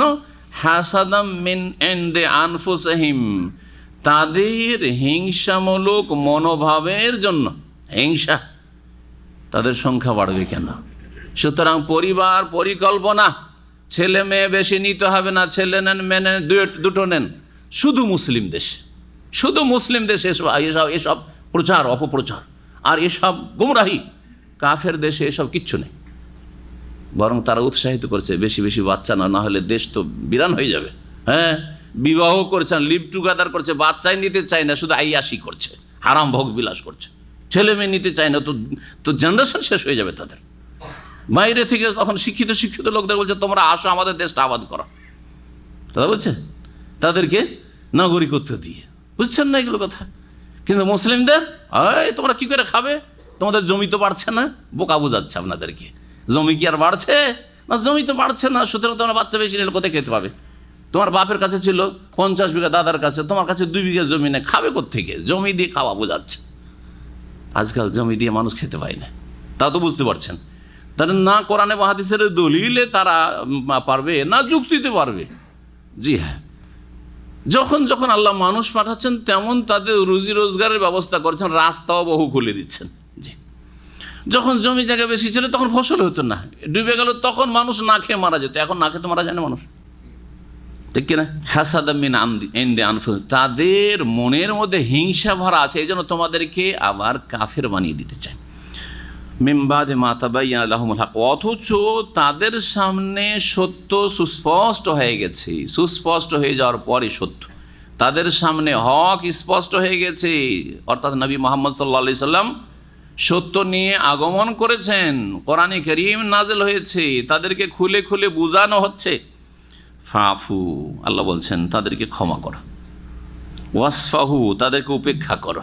এই আয়াতগুলি মনসুখ না, প্রয়োজনে জিহাদ। আর আসল হচ্ছে যে সব সময় শুধু ঝামেলা বাঁধার চেষ্টা করলে হবে না, বরং ঝামেলাকে এড়ানোর চেষ্টা করতে হবে। সুতরাং তাদেরকে ক্ষমা করো। গাল দিচ্ছে ক্ষমা করো, ফতোয়াবাজি করছে ক্ষমা করো, উপেক্ষা করো, হ্যাঁ, ইগনোর করো, শুনেও যেন শোনোনি। জি, ফাফু ওয়াসফাহু, এটা হচ্ছে দিনের মূলনীতি। যারা বিভ্রান্তির শিকার হয়েছে কাফের জন্মসূত্রে অথবা মুসলিম সমাজের যারা গোমরা বিভিন্ন ফিরকা, যারা গালমন্দ করছে আর বড় বড় লম্বা লম্বা ফতোয়া দিচ্ছে, নাহালাহারে কাফের, কোরআন বা হাদিসের কথা বললেই কাফের, দলিলের কথা বললেই কাফের, তাদের ভুল ধরলেই কাফের আর গোমরা আর ইহুদি নাসারা দালাল ইত্যাদি। ফাফু ওয়াসফাহু, তাদেরকে ক্ষমা করে দাও। ওয়াসফাহু, উপেক্ষা করো, যেন শোনোইনি, যেন জানোইনি, মনে ব্যথা নিও না। ওয়ালা তাহজান আলাইহিম, আল্লাহ বলছেন তুমি দুঃখিত হইও না তাদের কথায়। ওয়ালা তাকু ফি যায়কি মিম্মা ইয়ামকুরুন, ওসব যে ষড়যন্ত্র করছে ওতে তোমার অন্তর যেন সংকুচিত সংকীর্ণ না হয়, উদারতা রাখো। ইন্নাল্লাহা মাআল্লাযিনা তাকাউ, আল্লাহ ভীরু হয়ে যাও, আল্লাহ মুত্তাকিনদের সাথে আছেন। ওয়াল্লাযিনা হুম মুহসিনুন, আর যারা সৎকর্ম সে নিষ্ঠার সাথে কাজ করো, ইহসান করো, নিষ্ঠার সাথে কাজ করো, আল্লাহ তোমার সাথে আছে। এ হচ্ছে কোরআনী শিক্ষা। মহাল্লাহ আল্লাহ তারপরে বলছেন হাত্তা ইয়াতি আল্লাহ বিআমরি ফাআফু ওয়াসফাহু, সুতরাং তাদেরকে ক্ষমা করো, ওয়াসফাহু তাদেরকে উপেক্ষা করো, হাত্তা ইয়াতি আল্লাহ বিআমরি, যতক্ষণ আল্লাহর আদেশ না আসে, আল্লাহর আদেশ আসা পর্যন্ত, তার মানে আল্লাহর ইচ্ছা পর্যন্ত। আল্লাহ চাইলে দুনিয়ায় ধরবেন তাদেরকে, অথবা আল্লাহ চাইলে তাদেরকে হেদায়েত করবেন, আর না হলে আল্লাহ রাব্বুল আলামিন পাকড়াও করবেন, মরণের পরে ধরবেন। যেইভাবে আল্লাহ ধরতে চান আল্লাহ হিসাব নেবেন, আল্লাহর জন্য ছেড়ে দাও। ইন্নাল্লাহা আলা কুল্লি শাইইন কাদির, নিশ্চয় আল্লাহ রাব্বুল আলামিন সব কিছুর ক্ষমতাবান। ওয়া আকিমুস সালাতা, আর তোমরা নিজের কাজ করো। মুখ্য উদ্দেশ্য হচ্ছে তৌহিদের পরে, লা ইলাহা ইল্লাল্লাহর পরে, রিসালাত মুহাম্মদুর রাসূলুল্লাহ শাহাদাতের পরে নিজের আত্মার পরিশুদ্ধি, তাজকিয়া, আত্মাকে পবিত্র করা। আর সেটার প্রথম স্টেপ হচ্ছে, প্রথম ধাপ হচ্ছে 5 ওয়াক্ত নামাজ পড়া। 5 ওয়াক্ত নামাজ না পড়ে কখনো আত্মার পরিশুদ্ধি হতে পারে না, তাজকিয়া নফস হতে পারে না, কখনো নিষ্ঠাবান মানুষ হতে পারে না বেনামাজি, আধা নামাজি। আল্লাহর এই 5 ওয়াক্ত নামাজের ফরজ যদি কেউ না আদায় করে কখনো তার মধ্যে সততা আসতে পারে না। যে আল্লাহর সাথে খেয়ানত করে সে মানুষের সাথে যে কোনো সময় খেয়ানত করতে পারে 3টা পয়সার জন্য। ওয়া আকিমুস সালাতা, সুতরাং তোমরা নামাজ কায়েম করো। ওয়া আতুজ যাকাতা, এবং যাকাত প্রদান করো। ওয়া মা তুকাদ্দিমু লি আনফুসিকুম মিন খাইরিন তাজিদুহু ইনদাল্লাহ, আর যা কিছুই তোমরা কল্যাণমূলক অগ্রিম প্রেরণ করবে তোমাদের জন্য, তাজিদুহু ইনদাল্লাহ, তা আল্লাহর কাছে পাবে, বরং উত্তম রূপে পাবে। অন্য আয়াতে রয়েছে তাজিদুহু ইনদাল্লাহি ওয়া খাইরান ওয়া আযাম আজরা, সূরা মুজাম্মিল। আল্লাহর কাছে সেটা উৎকৃষ্ট রূপে পাবে, 1 করবে 10 গুণ পাবে, 700 গুণ পাবে, আযাম আজরা মহাপুরস্কারের আকারে পাবে। খাইরান, দুনিয়া এবং আখিরাত, দুনিয়ায় কিছু করলে দুনিয়া আখিরাত দুই জগতেই তুমি পাবে। ইন্নাল্লাহা বিমা তা'মালুনা বাসীর, কারণ আল্লাহ রাব্বুল আলামিন তোমরা যা কিছু করো সে সম্পর্কে সব কিছু দেখেন, বাসীর, সর্বদ্রষ্টা।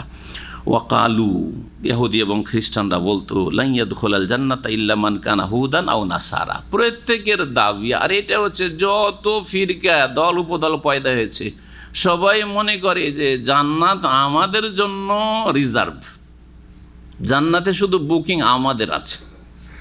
কথা বোঝা গেছে? এটাও ইহুদি এবং খ্রিস্টানদের চরিত্র, তাদেরই অনুকরণ, তাদের সাদৃশ্য পোষণ করা। বলছেন আল্লাহ রাব্বুল যে ওয়াকালু, ইহুদিরা বলতো যে লা ইয়াদখুলাল জান্নাতা ইল্লা মান কানা হুদান, ইহুদি ছাড়া কেউ জান্নাতে যাবে না। আর খ্রিস্টানরা বলতো লা ইয়াদখুলাল জান্নাতা ইল্লা মান কানা নাসারা। দুটোকে একসাথে মিলিয়ে আল্লাহ বলছেন যে ইহুদি খ্রিস্টান দুটোই হচ্ছে গোমরা জাতি, আর দুই দলই এই দাবি করতো। কি দাবি? যে লা ইয়াদখুলাল জান্নাহ, জান্নাতে কোশ্চিন কালেও কেউ যাবে না, ইল্লা মান কানা হুদান, তবে যারা ইহুদি তারা যাবে, এটা ইহুদিরা বলতো। আও নাসারা, আর খ্রিস্টানরা বলতো যে যারা একমাত্র খ্রিস্টান তারাই হচ্ছে হকপন্থী, তারাই যাবে। তিলকা আমানিয়ুহুম, আল্লাহ বলছে এটা তাদের আকাঙ্ক্ষা মাত্র। এ হচ্ছে তাদের আমানি, উমনিয়াতের বহু বচন, মনের কামনা বাসনা শুধু, তার বাস্তবতা কিছু নেই। মনের উচ্চ আকাঙ্ক্ষা, যেটা অবাস্তব। তিলকা আমানিয়ুহুম, যদি মানুষ আশা করে তো আশা অনুযায়ী কাজ হইতে হবে, হবে কি হবে না? তোমাদের কাজ তো উল্টো দিকে, জাহান্নামের দিকে। তোমাদের কিতাবে ভবিষ্যৎবাণী রয়েছে, প্রত্যেক নবী তোমাদের বলেছেন শেষ নবীর কথা, খাতামুর রসুলের কথা, কেন মানলে না? কেন মুহাম্মদুর রাসূলুল্লাহর শাহাদাত দিলে না? জি, তাহলে কাজ হচ্ছে উল্টো। কোরআনকে আসমানি কিতাবকে অস্বীকার করলে তোমরা কোরআনে কারীমকে, মুসলিমরা তো তাওরাত ইনজিলকে আসমানি কিতাব বলতে অস্বীকার করে না, বরং প্রত্যেকটার প্রতি ঈমান রাখে যে কোরআনে কারীম যেমন আসমানি কিতাব তেমন তাওরাত ইনজিল জবুর আসমানি কিতাব। মুসলিমরা শুধু মুহাম্মদুর রাসূলুল্লাহর প্রতি ঈমান রাখে না, সমস্ত নবী রাসূলগণের প্রতি ঈমান রাখে। লা নুফাররিকু বাইনা আহাদিম মির রাসূলি, কখনো নবী রসুলে পার্থক্য করি না, তোমরা কেন এই পার্থক্য করলে? একজনকে মানলে, ঈসা আলাইহিস সালামকে অস্বীকার করলে, যারও সন্তান বলে দিলে ইহুদিরা, মুহাম্মদ রাসূলুল্লাহকে অস্বীকার করলে, খুন করার চেষ্টা করলে, বিষ খাইয়ে মেরে দেওয়ার চেষ্টা করলে, সারা জীবন বিরোধিতা করলে। কেন? আল্লাহ বলছেন যে তিলকা আমানি, এই হচ্ছে তাদের আকাঙ্ক্ষা মাত্র। কুল, আকাঙ্ক্ষা করলে দলিল লাগবে, প্রমাণ লাগবে। হাতু বুরহানাকুম, তোমাদের দলিল প্রমাণ নিয়ে আসো। বুরহান অকাট্য প্রমাণকে বলা হয়। যারাই বলবে যে আমরাই হকপন্থী, তাদেরকে দলিল নিয়ে আসতে হবে। যদি কেউ বলে যে আমরা মিলাদ যারা করি তারাই জান্নাতি, যারা কিয়াম করি তারাই জান্নাতি, তাহলে দলিল নিয়ে আসো। হাতু বুরহানাকুম ইন কুনতুম সাদিকিন, যে নবী সাল্লাল্লাহু আলাইহি সাল্লাম মিলাদ করেছেন, কিয়াম করেছেন, যদি সত্যবাদী হওয়া প্রমাণ করে দাও। 4 খলিফা করেছেন।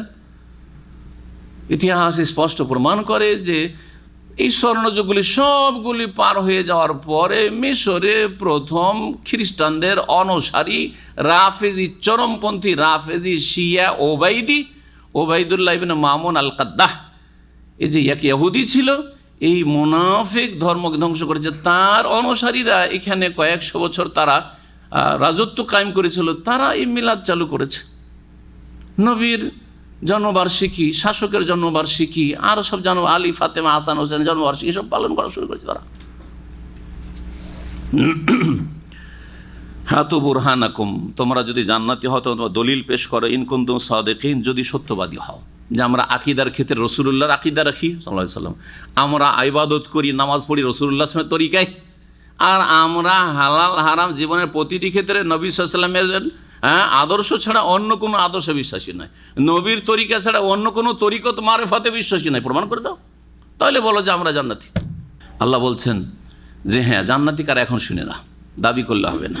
বালা, হ্যাঁ জান্নাতি ওরা, হ্যাঁ জান্নাতি ওরা। মান আসলাম ওয়াজহাহু লিল্লাহ ওয়া হুয়া মুহসিন। দুটো শর্ত যাদের জীবনে আছে, যাদের আকীদা এবাদতে দুটো শর্ত আছে, তারাই হচ্ছে জান্নাতি। এই দুটো শর্ত হচ্ছে সমস্ত আমল কবুল হওয়ার শর্ত। তা হচ্ছে কে জানেন? একটি শর্ত হচ্ছে ইখলাস, তৌহিদ, এক আল্লাহর জন্য কাজ করা, এক আল্লাহর জন্য, কোন রকমের শিরকের, লোক দেখানো, দুনিয়ার স্বার্থ, গরজ যেন না থাকে যে কোনো ইবাদতবন্দিগিতে। দ্বিতীয় শর্ত হচ্ছে ওয়া হুয়া মুহসিন, নিষ্ঠাবান হওয়া, রাসূলুল্লাহ সাল্লাল্লাহু আলাইহি সাল্লামের অনুসরণের ক্ষেত্রে নিষ্ঠার সাথে আমি রসুলের অনুসারী, রসুল ভক্ত, আমি কারো ভক্ত না। কার ভক্ত? রাসূলুল্লাহ সাল্লাল্লাহু আলাইহি সাল্লামের ভক্ত। রাসূলুল্লাহ সাল্লাল্লাহু আলাইহি সাল্লামের কথা যা যে বলে, ছোট বলুক আর বড় বলুক, তার কথা শির নত করে মানব। আর যতই বড় ব্যক্তি রসুলের বিরুদ্ধে বলুক, তার কথার কোনো মূল্য নেই, শ্রদ্ধার সাথে ছেড়ে দেব। আর সতর্ক করব জাতিকে তাদের থেকে যারা রাসূলের উল্টো দিকে মানুষকে চালিয়েছে। এটা হচ্ছে দ্বিতীয় শর্ত, এক আল্লাহর জন্য ইবাদত করা, আর এক রসুলের তরিকায় ইবাদত করা। নামাজ পড়বেন কার জন্য? আল্লাহর জন্য। কার তরিকায় নামাজ? নবীর নামাজের মতো নামাজ হইতে হবে। নামাজ তো পড়েছেন নবী সাল্লাল্লাহু আলাইহি ওয়াসাল্লাম, ইকতাদাতু বিহাযাল ইমাম পড়েছেন, বা আনা ইমামুন পড়েছেন। এই যে ইমাম সাহেবরা দেশে পড়ে আনা ইমামুল লিমান হাযার আমাল্লাম ইয়াহজুর, জায় নামাজের দোয়া পড়েছেন না? জায় নামাজের দোয়া, এটা জায় নামাজের দোয়া না, এটা হচ্ছে সানার বিকল্প। তাকবীরে তাহরিমের পরে পড়েন তাহলে সুন্নাহ, আর আগে যায় নামাজ বলে পড়েন যদি, তাহলে বিদআত, নবীর তরিকা নাই। তাহলে এইখানেই তো গলদ আপনার, সারা জীবনটাই গলদ। নামাজই যার গলদ, যে নামাজটাই ঠিক করতে পারলো না। একজন বড় আলেম বলেছেন কোরআন সুন্নাহর, যে যারা নিজের নামাজটাই ঠিক করতে পারলো না, গোটা জাতিকে ঠিক করবে, দেশকে ঠিক করবে, সমাজকে ঠিক করবে, এইরকম কেন মিছামিছি দাবি? আমার নামাজ ঠিক করা তো আমার পার্সোনাল জীবনের বিষয়ে। নিজের নামাজটাই যদি সহিহ সুন্নাহ মোতাবেক না করতে পারি, সারা জীবন রাফায়দান করা তৌফিক হলো না, সারা জীবন সূরা ফাতিহা পড়া তৌফিক হলো না, নামাজকে রিস্কে রাখলেন, সারা জীবন আমিন জোরে বলা তৌফিক হলো না, সারা জীবন সম্মিলিত বেদাতি মোনাজাত ছাড়া তৌফিক হলো না, নামাজ ঠিক করতে পারলেন না, আর সারা দেশকে ঠিক করে নেবেন, নিজের ছেলে মেয়েকে ঠিক করতে পারেন না, বাড়িতে পর্দা নেই, আর গোটা দেশের ফিকির করছেন আপনি। এগুলো মানুষকে ধোকা দেওয়া কথা। আল্লাহ বলছেন বাল্লা, হ্যাঁ জান্নাতি ওরা। মান আসলামা ওয়াজহাহু লিল্লাহ, যারা আত্মসমর্পণ করবে, নিজের চেহারাকে ঝুঁকিয়ে দিবে লিল্লাহ, আল্লাহর জন্য, আল্লাহর সামনে। একটা শর্ত, তার মানে ইখলাস যাদের আকীদা ঈমান আমলে আছে। ওহ মোহসেন, এবং সেই ব্যক্তি নিষ্ঠাবানও বটে, সেই ব্যক্তি নিষ্ঠাবানও বটে, অর্থাৎ নবী সাল্লাল্লাহু আলাইহি সাল্লামের আনুগত্যে অনুসরণে সে মুখলেস, এ দ্বিতীয় শর্ত। ফালাহু আজরুহু ইনদা রব্বি, তার জন্য পুরস্কার রয়েছে তার রবের নিকটে।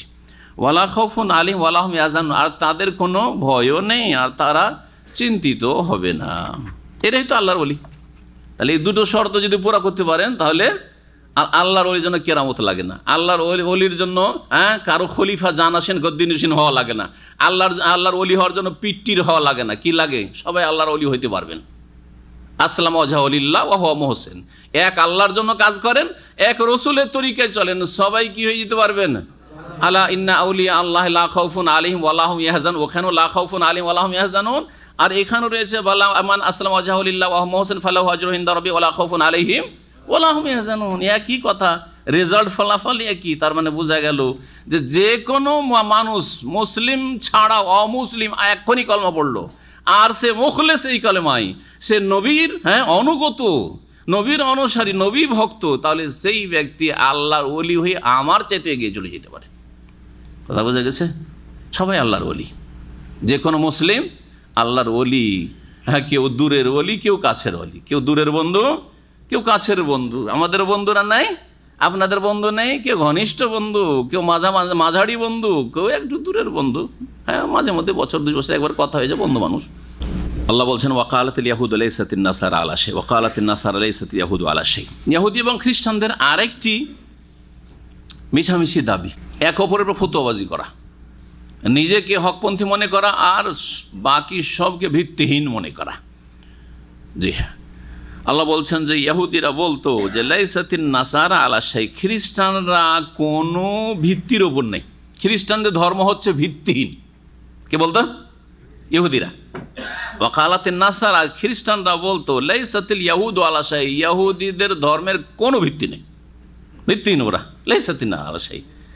এইরকমই আমাদের দেশের মানুষরা, ভারত, বাংলাদেশে, পাকিস্তানের লোকে ওয়াহাবিরা, কোনো ভিত্তি নেই ওদের। যারা এই দলিল তালাশ করতে বলে তার কোনো ভিত্তি নেই। কথা বোঝা গেছে? নাম দিয়ে দিলেন এমন একটা নাম যেটা আপনাদেরকে তোহফা, ওদেরকে তোহফা দিয়েছে ইংরেজেরা, ইংরেজদের গিফট নিয়ে আমাদের উপর দিলও লাগিয়ে। যারা এই দলিল বলবে ওয়াহাবি, ও দলিল বললে ওয়াহাবির ইসলাম লাগিয়ে দেবো, দলিল বললেই কি লাগিয়ে দেবো? ওয়াহাবি ইসলাম। যখনই বলবেন যে মিলাদের দলিল দেন, এই ওয়াহাবি এসছে। যখনই বললেন পীর সাহেব আপনি যে পাগড়ি দিয়ে মুরিদ বানাচ্ছেন এর দলিল কি? বলছে কোথায় ওয়াহাবি চলে আসলো।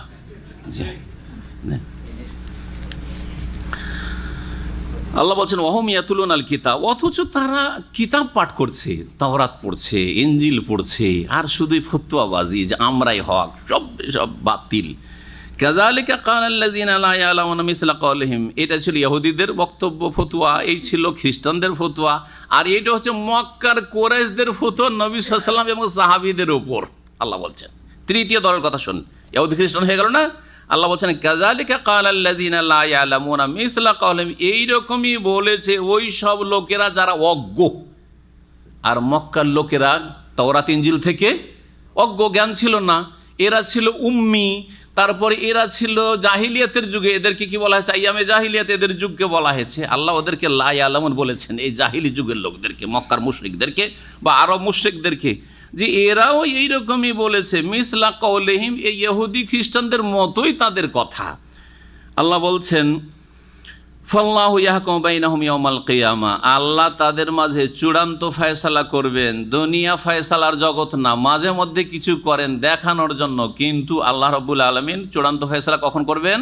ইয়াওমাল কিয়ামা, বিচার দিবসে, কিয়ামতের দিনে। ফিমা কানু ফিহি ইখতালিফুন, ওই সমস্ত বিষয় যে বিষয়ে মানুষ মতবিরোধ করছে, এই যে ইখতিলাফ কিয়ামত পর্যন্ত চলতেই থাকবে। আল্লাহ মাঝে মধ্যে হয়তো শিক্ষামূলক কিছু দেবেন ধাক্কা, কিন্তু চূড়ান্ত ফয়সালা আল্লাহ সমস্ত দল উপদলের মাঝে করবেন কখন? ইয়াউমাল কিয়ামাতি ফিমা কানু ফিহি ইখতালিফুন। মক্কার মুশরিকরা কি বলতেন নবী সাল্লাল্লাহু আলাইহি ওয়াসাল্লাম সম্পর্কে? এ হচ্ছে সাবি। আজকালকার লোকের বলছে ওয়াহাবি, আর ওই মক্কার মুশরিকরা কি বলতো? সাবি, মানে বেদিন, বিধর্মী। সাবাতা, কেউ যদি মুসলমান হয়ে গেছে, আরে তুমিও বিধর্মী হয়ে গেছো, সাবি হয়ে গেছো, মুহাম্মদের অনুসারী হয়ে গেছে, সাবি হয়ে গেছো তুমি। সাবি মানে বেদিন নিয়ে যাওয়া। তারপরে মক্কার মুশরিকরা, কাফেররা নবী মোহাম্মদ সাল্লাল্লাহু আলাইহি সাল্লামকে মক্কাতেও নামাজ পড়তে বাধা সৃষ্টি করত। এক, এটা হচ্ছে সিরাতুন নবীর ঘটনা। ও ঘটনায় রয়েছে, কোথাও খোলা জায়গায় নামাজ পড়তেন, লুকিয়ে দারুল আরকামে তাঁরা নামাজ পড়তেন, ইবাদতবন্দি করতেন এবং দাওয়াতের কাজ করতেন। 2 নম্বর, নবী সাল্লাল্লাহু আলাইহি সাল্লাম মদিনা হিজরত করার পরে হুদাইবিয়ার বছর ওমরার উদ্দেশ্যে গেলেন, যে মক্কায় মাত্র 3 দিন থাকবো, ওমরা করে আসবো। 6ষ্ঠ হিজরিতে মক্কার মুশরিকরা কি করলো? হুদাইবিয়া এসে একবারে বাধা সৃষ্টি করলো, যে এমন লোকেরা যারা আমাদের বাপদাদাকে বদরে কি করেছে, খুন করেছে 70 জনকার, এদেরকে ঢুকতে দেবো মক্কায়? মক্কায় ঢুকতে দেবো না। আমরা খালি হাতে ঢুকছি, কোনো অস্ত্র নিয়ে, লড়াই নয়, শুধু ইবাদত করতে যাব, উমরা করব, তওয়াফ সাই করব, ফিরে আসবো, 3 দিনে ফিরে আসবো না। ঢুকতেই দিল না। সন্ধি হইল, হুদাইবিয়ার সন্ধি হইল, জানা আছে। আল্লাহ রাব্বুল বলছেন যে এর চাইতে বড় জালেম পৃথিবীতে কেউ হয় না, যারা আল্লাহর ঘরে, সে মসজিদ হোক অথবা মসজিদে হারাম হোক অথবা যে কোনো জায়গায় হোক, যদি ইবাদত বন্দেগী করতে বাধা সৃষ্টি করে, তাহলে ওরা সবচেয়ে বড় জালেম। বলছেন ওমান আযলাম, ওর চাইতে বড় জালেম কে হইতে পারে? মিম্মান মানা মাসাজিদ আল্লাহ, ওই সব লোকদের চাইতে বড় জালেম কে হইতে পারে যারা আল্লাহর মসজিদে বাধা সৃষ্টি করে, যে আইয়ুযকারা ফিহা ইসমুহু, সেখানে আল্লাহর নামের জিকির আজকার হোক, আল্লাহকে স্মরণ করা হোক, নামাজ আদায় করা হোক, ওয়াসাফি খারাবিহা, এবং সেই মসজিদগুলিকে বিরান করার জন্য সচেষ্ট হয়, অপপ্রয়াস চালায়। ওয়াসাফি খারাব, খারাপ মানে বিরান করা, ধ্বংস করা। বিরান করা বা ধ্বংস করা 2 রকম। এক হচ্ছে বিল্ডিং ধ্বংস করে দেওয়া, মসজিদকে ধ্বংস করে দেওয়া, চূর্ণ বিচূর্ণ করে দেওয়া, যেমন বাবরি মসজিদটা ধ্বংস করলো। এরা সবচেয়ে বড় জালেম, কট্টরপন্থী হিন্দু, যারা মসজিদ ধ্বংস করেছে। এই রকমের যে কোনো জায়গায় যারা মসজিদ, আল্লাহর ঘর ধ্বংস করে, তারা সবচেয়ে বড় জালেম। আর দ্বিতীয় বিরান করা বা বরবাদ করা বা ধ্বংস করা হচ্ছে যে ইবাদত বিহীন করে দাও। মসজিদ দাঁড়িয়ে আছে কিন্তু নামাজ নেই, আজান নেই, জামাত নেই। জামাত 3-4টা লোকে জামাত করে, ফজরে 1 লাইন হয় না, আর জুমাতে জায়গা দেওয়া যায়, রাস্তাঘাটে নামাজ হয়। এই বিরান কি অমুসলিমরা করছে? এই খারাপ কি অমুসলিমরা করছে, না একশোই নামধারী মুসলিমরা করছে? জুমাতে জায়গা হয় না, দৌড় দিচ্ছে সব, যাই নামাজ হাতে করে করে, আর যেখানে সেখানে চারিদিকে নামাজ, ইমামের আগের দিকেও নামাজ, ডানে বামে, রাস্তার ওই পাশে বিচ্ছিন্ন কাতারের নামাজ, এসব নামাজ হয়ই না। হ্যাঁ, আর ফজরের নামাজে একটা লাইন জুটে না। অথচ এগুলো সব মানুষ মুসলিম এই এলাকায় বাস করে, তাদের নাম হচ্ছে মুসলিম, আইডি মুসলিম, কিন্তু কাজে মুসলিম না, আল্লাহর কাছে মুসলিম না। এরা কি করে? ওয়াসাফি খারাবিহা, এই মসজিদগুলি বিরান করার জন্য এরা অপপ্রয়াস চালাচ্ছে, মসজিদকে আবাদ করে না। মসজিদ আবাদ করাকে ইমারাতুল মাসাজিদ বলা। ইন্নামা ইয়ামুরু মাসাজিদাল্লাহি মান আমানা বিল্লাহি ওয়াল ইয়াউমিল আখির ওয়া আকামাস সালাতা ওয়া আতাজ যাকাত ওয়া লাম ইয়াখশা ইল্লাল্লাহ। মসজিদ আবাদ করে ওই সব লোকেরা যারা আল্লাহর প্রতি ঈমান, পরকাল ঈমান রেখে, ওয়া আকামাস সালাত, নামাজ কায়েম করে। নামাজ পড়ছেন না 5 ওয়াক্ত, তার মানে মসজিদকে বিরান নিজের হাতে করছেন। দোষ চাপাচ্ছেন হিন্দুদের। হিন্দুরা বাবরি মসজিদ শহীদ করেছে, আর আপনার প্রত্যেকটা মসজিদে শহীদ করছেন ফজরের নামাজে। খবর নেই, হুঁশ নেই, সংশোধন করেন নিজের। এইসব আজাব ভারত, বাংলাদেশ, পাকিস্তান, যে কোনো দেশের মানুষ আজকাল বিভিন্ন দেশে, মুসলিম দেশে আজাব, সিরিয়া, ফিলিস্তিন, ইরাক, আজাব। এর মূল কারণ হচ্ছে আমাদের পাপাচার, আমাদের আল্লাহর দিন থেকে সরে যাওয়া, আমাদের শিরকি আকিদা, বিদাতি আকিদা, বেনামাজি হয়ে যাওয়া, মসজিদকে বিরান করা। আমরা বরবাদ করেছি আমাদের দিনকে। আমাদের কাছে দিন আগন্তুক হয়ে গেছে, অপরিচিত হয়ে গেছে। আমরা দিনের বিধিবিধানে বিরোধিতা করি, দাড়িতে বাধা সৃষ্টি করে। মুসলিম কোম্পানি, মুসলিম প্রতিষ্ঠান দাঁড়িয়ে রাখতে দেয় না, মুসলিম হোটেল দাঁড়িয়ে রাখতে দেয় না। অথচ তার স্ত্রী লম্বা লম্বা চুল নিয়ে পাকশা করে, তখন খাবার খারাপ হয় না স্ত্রীর চুলে। এইসব জালেম, এরাই বিরান করেছে, বরবাদ করেছে দ্বীন ইসলামকে এবং আল্লাহর মসজিদকে। আল্লাহ বলছেন ওর চাইতে বড় জালেম আর কে হইতে পারে, যে আল্লাহর মসজিদে জিকির আজকার করতে, নামাজ পড়তে বাধা সৃষ্টি করে। আর সবচেয়ে বড় জিকির আজকার নামাজ। এখানে জিকির থেকে সবচেয়ে বড় জিকির বলা হয়েছে, আর বাকি অন্যান্য জিকির। ওয়াসাফি খারাবিহি, কিন্তু সেই জিকিরটা কি হইতে হবে? সুন্নতি জিকির হইতে হবে। এই না যে মসজিদে হালকা জিকির বানিয়ে হাক হুক হু এইসব জিকির করছেন, আর কেউ বাধা দিলে বলবেন এ আতফিট করে দিবেন না। আপনার এই অধিকার নেই যে বেদাত করে, আপনি বরবাদ করছেন বেদাত করে। নবীর তরিকা এটা নয় যে সম্মিলিত জিকির করা, আর এই হই হাই করে জিকির করা, আর লতিফার জিকির করা, সব নবীর তরিকা নয়। অসম্পূর্ণ বাক্য দিয়ে ইল্লাল্লাহ, আল্লাহু, হু হু করা, এসব নবীর তরিকা না, সাহাবায়ে কেরামদের তরিকা না। সুতরাং এইগুলিতে অবশ্যই বাধা দিতে হবে, কারণ এগুলি হচ্ছে বাতিল। ওয়াসাফি খারাবেহা, এবং মসজিদকে বিরান করার জন্য অপপ্রয়াস চালালো। উলাইকা মা কানা লাহুম ইয়াদখুলুহা ইল্লা খাইফিন, এদের জন্য সমীচীন নয়, হতে পারে না যে তারা আল্লাহর ঘরে মসজিদে প্রবেশ করবে তবে ভীত সন্ত্রস্ত হয়ে। এরা যদি আল্লাহর ঘরে প্রবেশ করে ভীত সন্ত্রস্ত হয়ে যেন প্রবেশ করে, কারণ এরা হচ্ছে পাপিষ্ট অপরাধী। মক্কার মুশরিকদের কথা প্রথম শুরু করেছিলাম, নেন। আল্লাহ বলছেন যে এরা, যদিও এখানে আল্লাহ রাব্বুল আলামিন যে কথাটি বলছেন মনে হচ্ছে যে আল্লাহ রাব্বুল আলামিন কি করছেন, সংবাদ দিচ্ছেন, ভবিষ্যৎবাণী, কিন্তু আল্লাহ যেন হুকুম দিচ্ছেন এই মক্কার মুশরিকরা, হে মুসলিম, তোমাদেরকে মসজিদে হারামে ঢুকতে বাধা দিয়েছে, উমরা করতে বাধা দিয়েছে, হুদাইবিয়ার সন্ধির বছর তোমাদেরকে এখান থেকে মক্কার কাছ থেকে ফিরিয়ে দিয়েছে, এরা যেন আগামী দিনে ভীত সন্ত্রস্ত হওয়া ছাড়া মক্কা নগরীতে হারামের এলাকায় ঢুকতে না পারে। তাই নবী করিম সাল্লাল্লাহু আলাইহি সাল্লাম 6ষ্ঠ হিজরির ঘটনা, এটা বাধা দিল। 7ম হিজরি গেল, উমরাতুল কাজা 3 দিনের জন্য উমরা করলেন শর্তের ভিত্তিতে, যে সন্ধি হয়েছিল সন্ধির ভিত্তিতে। 8ম হিজরিতে কি হইল, মক্কা বিজয় হলো। মক্কা বিজয়ের পরে নবী সাল্লাল্লাহু আলাইহি সাল্লাম বলে দিলেন, তারপরে 9ম হিজরিতে ঘোষণা করার জন্য আবু বকর সিদ্দিককে পাঠালেন হজের মৌসুমে। আগামী বছর 10ম হিজরি বিদায় হজে রাসূলুল্লাহ সাল্লাল্লাহু আলাইহি ওয়াসাল্লাম আগমন করবেন বিদায় হজের জন্য, আর সমস্ত মুমিন মুমিনাত হজের জন্য আসবে, হজ্জাতুল ওয়াদার জন্য আসবে। শুনে রাখো, লা ইয়াদখুলু বিল বাইতি মুশরিকুন, বাইতুল্লাহ বা খানা কাবায় বা হারামের এলাকায় যেন কোনো মুশরিক না প্রবেশ করে। ওয়ালা ইয়াতুফু বিল বাইতি উরিয়ানুন, আর বাইতুল্লাহতে উলঙ্গ ব্যক্তি, বিবস্ত্র ব্যক্তি যেন তওয়াফ না করে, কারণ মুশরিকেরা অবাধে চলাফেরা করতো, শিরক করতো, মক্কার চারিদিকে, কাবার চারিদিকে 360টি মূর্তির পূজা করতো। খবরদার, একটা আল্লাহ ছাড়া কাউকে ডাকা হবে না, নিষিদ্ধ। যদি প্রতিমাকে ডাকা নিষিদ্ধ হয় তাহলে ইয়া গৌস, ইয়া খাজা, মাদাদ ইয়া রাসূল আল্লাহ বলা যাবে মক্কা মদিনায়?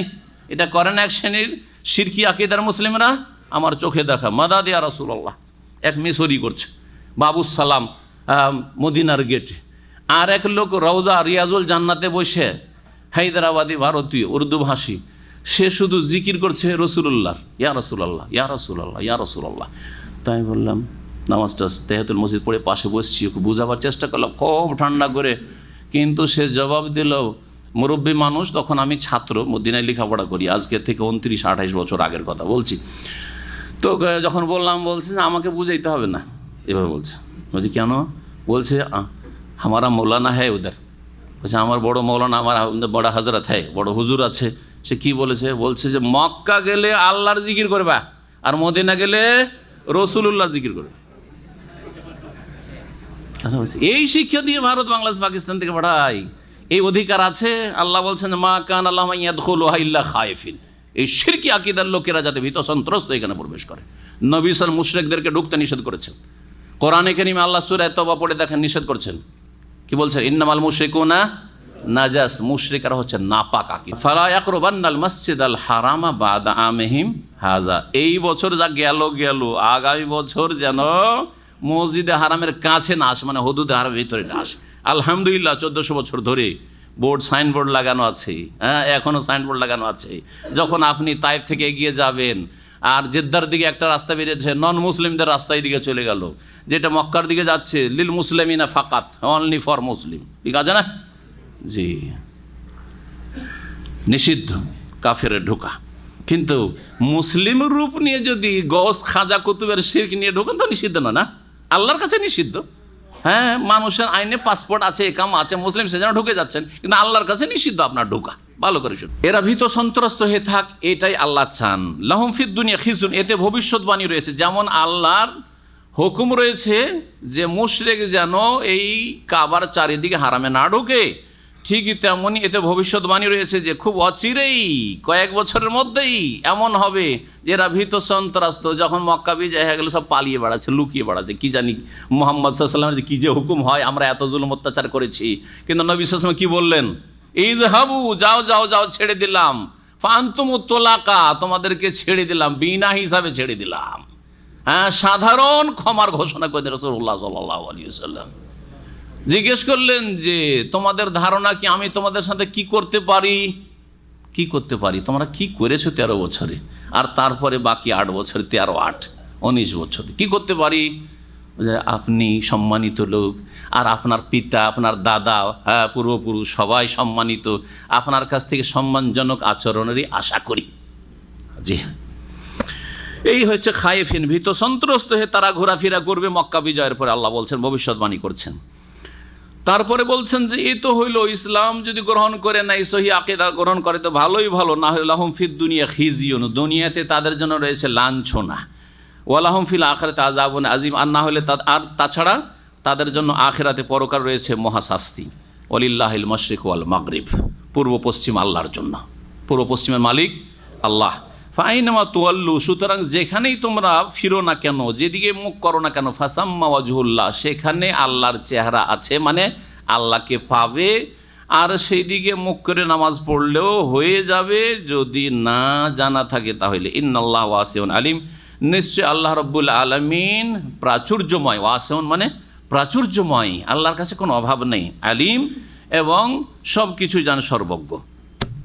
এই আয়াত ওয়ালিল্লাহিল মাশরিক ওয়াল মাগরিব, এই আয়াত কি সম্পর্কে নাজিল হয়েছে, এই নিয়ে তাফসীরকারদের নানা মত রয়েছে। কিবলার পরিবর্তনের যা ঘটনা, সেটা সামনে আমাদের সামনে সপ্তাহে অথবা তারপরের সপ্তাহে বিস্তারিত আসবে। যখন দ্বিতীয় পারা শুরু হবে তখন ওখান থেকে বিস্তারিত আলোচনাগুলি আসবে। নবী করিম সাল্লাল্লাহু আলাইহি সাল্লাম মক্কায় যখন ছিলেন তখন এমনভাবে নামাজ আদায় করতেন যে কাবাও সামনে থাকতো আর বাইতুল মুকাদ্দাসও সামনে থাকতো। অর্থাৎ হাজরে আসওয়াদ আর রুকনে ইয়ামানি যেদিকে আছে ওই দিকে যদি কাতার লাগান কাবা সামনে করে, তাহলে কি হবে? কাবাও সামনে থাকলো আর তার সাথে বাইতুল মুকাদ্দাস যে উত্তর দিক সামনে থাকলো, উত্তর দিকে মুখ করে নামাজ পড়তেন, যাতে কাবাও সামনে থাকতো, বাইতুল মুকাদ্দাস সামনে থাকতো। মদিনা যখন চলে আসলেন তখন কাবা থেকে যখন উত্তর দিকে চলে আসলেন, মদিনাটা হচ্ছে বাইতুল মুকাদ্দাস প্যালেস্টাইন আর মক্কার মিডিলে, মাঝখানে। যদি মক্কার কাবাকে কিবলা বানান তাহলে বাইতুল মুকাদ্দাস পিছনে পড়ে যাচ্ছে, আর বাইতুল মুকাদ্দাস কিবলা বানাইলে কাবা পেছনে হয়ে যাচ্ছে। আল্লাহ হুকুম করলেন, ইবনে আব্বাস রাদিয়াল্লাহু তাআলা আনহুমা এই ব্যাখ্যাই করেছেন কিবলার পরিবর্তনের ক্ষেত্রে।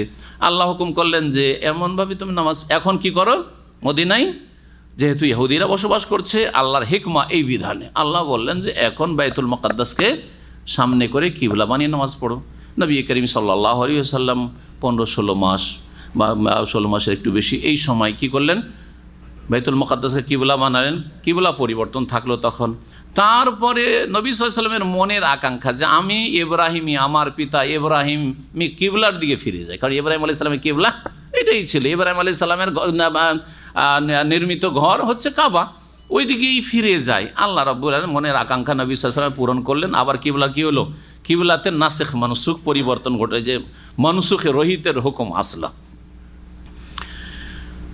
কেউ কেউ বলেছে এই আয়াতটিও কিবলা পরিবর্তনের ক্ষেত্রে, আর আরেক দল বলেছেন না, কিবলা পরিবর্তনের বিস্তারিত আলোচনা যখন আসছে তো এই আয়াতটির ক্ষেত্র হচ্ছে ফরজ নামাজ ছাড়া অন্য কোনো নামাজ, ফরজ ছাড়া অন্য কোনো নামাজ, সে কি বলছে বেতর হোক, বেতর অজেব নাই, বেতর সুন্নাতে মুআক্কাদা হোক অথবা অন্য কোনো সুন্নাত হোক, তাহাজ্জুদ হোক, নফল নামাজ হোক, এই নফল নামাজগুলি নবী করিম সাল্লাল্লাহু আলাইহি ওয়াসাল্লাম নফল বাহনের ওপর উটের পিঠে পড়ে নিতেন, উটের পিঠে পড়ে নিতেন। বহু হাদিস এই মর্মে রয়েছে। আর কিবলামুখী হওয়া শর্ত নাই, কিবলামুখী হওয়া শর্ত নাই। যদি আপনার বাহনটা নিজের আয়ত্ত থাকে যে আমি কিবলামুখী হয়ে শুরু করতে পারবো, শুরু করে দেবেন, তারপরে উট তো আর থামবে না। আর গাড়ির মতো না যে গাড়িকে আমি থামিয়ে রাখবো, আমার কন্ট্রোলে আছে। উট এদিক ওদিক চলতে থাক, কিবলার উল্টো দিকে চলে যাক, অসুবিধা না, আপনি নামাজ পড়তে থাকেন, তারা আছে। ফরজটা নিচে নেমে পড়ে নেন, আর তারপরে সুন্নত নফল যত নামাজ আছে এগুলোকে কিসের উপর পড়েন, সাওয়ারির উপর, বাহনের উপর পড়েন। এই বিধান হাদিস দ্বারা প্রমাণিত, যে যার সংক্ষিপ্ত বর্ণনা এই আয়াতে রয়েছে। ওয়ালিল্লাহিল মাশরিক ওয়াল মাগরিব, পূর্ব পশ্চিম সব আল্লাহ। সুতরাং বাহনের উপরে নামাজ পড়া, সুন্নত নফল নামাজ পড়ার ক্ষেত্রে যেদিকে মুখ করো না কেন সেদিকে আল্লাহকে পাবে, তার মানে নামাজ হয়ে যাবে। অথবা সফরের ক্ষেত্রে আয়াত নাযিল হয়েছে, সফরে আছো আর বলার কেউ নেই, এমন জায়গায় আছো কেউ বলতেও পারে না যে কিবলা কোন দিকে। আজকাল তো হোটেলগুলোতে মাশাআল্লাহ, মুসলিম দেশগুলিতে হোটেলগুলিতে ভালো যে কি থাকে, একটা সংকেত দেওয়া থাকে। সংকেতটা যে যারা এরকম হোটেলে থাকবেন, 3 স্টার 4 স্টার 5 স্টার হোটেল থাকলে হয় টেবিলের ওপরে থাকে, আর না হলে ছাদে থাকে। জি, খুঁজতে হয়, এরকম করে দেখতে হয় যে কোথায় ওটা আছে। আর যদি না থাকে আশেপাশের লোককে জিজ্ঞেস করেন। হোটেলে থাকলে তো ভালো, কিন্তু মরুভূমিতে হ্যাঁ সফরে, এমন জায়গায় যেখানে কেউ নাই, তাহলে যেই দিকে আপনার আইডিয়াতে লাগে যে কিবলা ওই দিকেই মুখ করে নামাজ পড়ে নেন, নামাজ কাজা করা চলবে না, লেট করা চলবে না। আর নামাজ হয়েছে, তারপরে ভুল প্রমাণ হয়ে গেল যে আমার সবগুলি নামাজ উল্টো দিকে হয়েছে, কোনো অসুবিধা নেই, সব নামাজ হয়ে গেছে। ফাইন মাতো আল্লু ফাসাম ওয়াজহুল্লাহ। তারপর আল্লাহ বলছেন ওয়াকালু ইত্তাখাযাল্লাহু ওয়ালাদান। এই ইহুদি খ্রিস্টানরা বলে, এমনকি মক্কার মুশরিকেরাও বলতো যে আল্লাহ সন্তান গ্রহণ করেছেন, আল্লাহর সন্তান সন্ততি রয়েছে। সুবহানাহ, আল্লাহ পাক পবিত্র। বাল্লাহু মাফিস সামাওয়াতি ওয়াল আরদ, বরং আকাশসমূহ এবং জমিনে যা কিছু আছে সবই আল্লাহর। যখন আল্লাহরই সবই, তো আল্লাহ আবার সন্তানের কি দরকার? যিনি সব কিছুর মালিক, স্বয়ং সম্পন্ন, যিনি কারো মুখাপেক্ষী না, তার আবার ছেলে মেয়ে কি জন্য লাগে? ছেলে মেয়ে কার লাগে? যে আজকে পারছে কালকে পারবে না, তখন ছেলেটা হেল্প করবে, হ্যাঁ, মেয়েটা একটু সেবা করবে, তাই না, সহযোগিতা করবে, তাদের জন্য প্রয়োজন রয়েছে। কুল্লুল্লাহু কানিতুন, প্রত্যেকেই আল্লাহর অনগত, প্রত্যেক সৃষ্টি আল্লাহর অনগত। কানিতুন বাদিউস সামাওয়াতি ওয়াল আরদ, আকাশ সমূহ এবং জমিনের উদ্ভাবনকারী, সৃষ্টিকর্তা, এমন সৃষ্টিকর্তা। বাদি এবদা থেকে, এবদা মানে হচ্ছে যে কোনো নমুনা না দেখে, কোনো কিছু না দেখে, পূর্বে কোনো নমুনা নেই আপনার কাছে, না দেখে কোনো কিছু তৈরি করা। তো আল্লাহ রব্বুল আলমিন আকাশ, জমিন, মানুষ, সমস্ত সৃষ্টি করেছেন, তার কাছে কোনো নমুনা ছিল না। কিন্তু আজকাল যদি কেউ ছবি অঙ্কন করে, তাহলে ওর কাছে নমুনা আছে, এটা আমি মানুষের ছবি করছি, মানুষকে দেখেছি, তারপরে এটা আমি কিসের ছবি তৈরি করছি, এটা পিপিলিকার, এটা আমি ঘোড়ার, ইত্যাদি। আবার এক শ্রেণীর লোকেরা আছে আমার দেশে, বিদাতি, ওরা বোরাকের ছবি করে, দেখেছেন না? বোরাক, ঘোড়ার মতো পাখা টাখা ডানা দিয়ে দিয়েছে যে বোরাক। দেখলেন কি করে বোরাক? নবী সাল্লাল্লাহু বলেছে আমার বোরাকটা এরকম ছিল। এই এক বিদাতি কাজ। আর এই বোরাক খুব তাবাররুকের, ঘরে ঝুলিয়ে রাখে যে বরকত হয় বাড়িতে। এই কল্পিত এই বোরাকের ছবি বরকতের কারণ। কত যে বিদাত আমাদের সমাজে আছে আল্লাহ জানে। আর কুসংস্কার। বাদিউস সামাওয়াতি ওয়াল, আকাশসমূহ এবং জমিনের উদ্ভাবনকারী সৃষ্টিকর্তা আল্লাহ রাব্বুল আলামিন। ওয়াইদা কাদা আমরান, যখন তিনি কোনো সিদ্ধান্ত নেন, ফাইন্নামা ইয়াকুলু লাহু, সে সম্পর্কে তিনি এতটুকু বলেন, কোন হয়ে যাও, ফায়াকুন, তখন তা হয়ে পড়ে। ওয়াকানাল্লাযিনা লা ইয়ালামুন, আর যারা অজ্ঞ তারা বলে, যারা জানে না তারা বলে, অর্থাৎ আরব মুশরিকরা বলতো, মক্কার কুরাইশ কাফেররা বা মুশরিকরা বলতো, লাউলা ইউকাল্লিমুনাল্লাহ, যদি ইসলাম সত্য হয়, আর এই মোহাম্মদ যদি শেষ নবী হয়, আর কোরআন যদি সত্যি আল্লাহর বাণী হয়, তো লাউলা ইউকাল্লিমুনাল্লাহ, আল্লাহ আমাদের সাথে কথা কেন বলেন না? এই বিষয়টি কোরআনের বিভিন্ন আয়াতে বর্ণিত হয়েছে। তার মধ্যে এখানে সূরা বাকারাতে রয়েছে, তারপরে রয়েছে আপনার সূরা ইসরা, সূরা বনী ইসরাইলে রয়েছে, আল্লাহ কেন কথা বলছে না, অথবা আল্লাহ কেন আকাশ থেকে এই করছে না, সেই করছে না, স্পষ্ট ইত্যাদি সব আয়াতগুলি রয়েছে। এছাড়াও সূরা আনামে রয়েছে বিভিন্ন জায়গায়। তাদের এইসব ডিমান্ড ছিল আসলে কি মানার জন্য না, মানবে না সেজন্য বাহানা, মানবে না সেজন্য বাহানা। আজকাল সৌদি আরবে যদি কোনো একটা আমল পেয়ে যায় নিজের পক্ষে কোনো বিদাতিরা, তখন ওইটা কি বয়ান করে সৌদি আরবকে মানার জন্য। তো একটা আমল পেশ করে আর 1000টা কেন মানে না সৌদি আরবের? বুঝছেন না, বুঝছেন না? হ্যাঁ, মক্কা মদিনায় কত রাকাত তারাবি হয়? এইটা দলিল। তো মক্কা মদিনায় রফায়দানি হয়, আমিন যে কত জোরে টানছে। হ্যাঁ, মক্কা মদিনাতে একটা মাজারও নেই আরব দেশে, মক্কা মদিনাতে পীর মুরিদের ব্যবসা নেই, মক্কা মদিনাতে তাবিজ তোমার নেই, মক্কা মদিনায় খানকা নেই, হ্যাঁ জিকিরের, মক্কা মদিনায় এইসব এই সিলসিলা তরিকত মারিফত হকিকতের এইসব বরবাদি নেই, কিচ্ছু নেই, সব কোরআন এবং সুন্নাহ আছে। হ্যাঁ, দলিল ভিত্তিক জীবন যেমন আছে, নাও না কেন? তাহলে মানার জন্য না। তো যাদের অন্তর বাঁকা, আসলে মানবে না, কিন্তু এইসব করে কি করা, মানুষের সাথে মানুষকে হয়রান করা, অথবা মানুষের টাইম পাস করা, একটা কিছু বলে সেখান থেকে পালাবার চেষ্টা করা, ইত্যাদি ইত্যাদি। জি, তো অজ্ঞ লোকেরা বলে লাউলা ইউকাল্লিমুনাল্লাহ, আল্লাহ কেন আমাদের সাথে কথা বলেন না, আও তাতিনা আয়া, অথবা আমাদের কাছে ওইরকম বড় নিদর্শন আসুক। মুজিজা তো ছিল নবী সাল্লাল্লাহু আলাইহি ওয়াসাল্লাম, বহু মুজিজা ছিল, কিন্তু না এমন নিদর্শন, পাহাড় হয়ে যাক, এই পাহাড়, যে পাহাড়গুলিকে স্বর্ণ হয়ে যাক, এই পাহাড়গুলি স্বর্ণ হয়ে যাবে, তখন আমরা আরামে খাবো, আর কোনো চিন্তা থাকবে না। অথবা মক্কা, তাইফ, এগুলো সব সবুজ হয়ে যাক, পাহাড়গুলি সরে যাক, এসব। তারপরে কি মানতো না? কখনো মানবেন না। চাঁদকে দু টুকরো করে দেখাননি নবী সাল্লাল্লাহু আলাইহি সাল্লাম? তারা চেয়েছিল না? হ্যাঁ, চাঁদ দু টুকরো করে মেনেছিল, মুসলমান হয়েছিল না? আরও তাদের কুফরি বৃদ্ধি পেয়েছিল। আরে মোহাম্মদের জাদু তো এতদিন জমিনে চলতো, আমাদের বিবি বাচ্চাদেরও চলতো, এখন আকাশেও চলতো। কাযালিকা ক্বালাল্লাযীনা মিন ক্বাবলিহিম, আল্লাহ বলছেন যে এই রকমই কথা বলেছিল ইতিপূর্বে এই লোকেরা, আগের লোকেরা, ইহুদি খ্রিস্টানরা এরকম বলেছিল। যারা মানবে না কাফের, ওরা বলছে আল্লাহ কেন আমাদের সাথে কথা বলে না? নূহের জাতি, ইব্রাহিমের জাতি, মুসার জাতি, ঈসার জাতি কাফের, ওরাও এইরকমই কথাবার্তা বলতো। মিসলা কাউলিহিম, তাদের মতোই কথা বলেছিল। তাশাবাহাত কুলুবুহুম, তাদের অন্তরগুলি পরস্পর সাদৃশ্যপূর্ণ। তাশাবাহাত কুলুব, তাদের হৃদয়গুলি, অন্তরগুলি সাদৃশ্যপূর্ণ।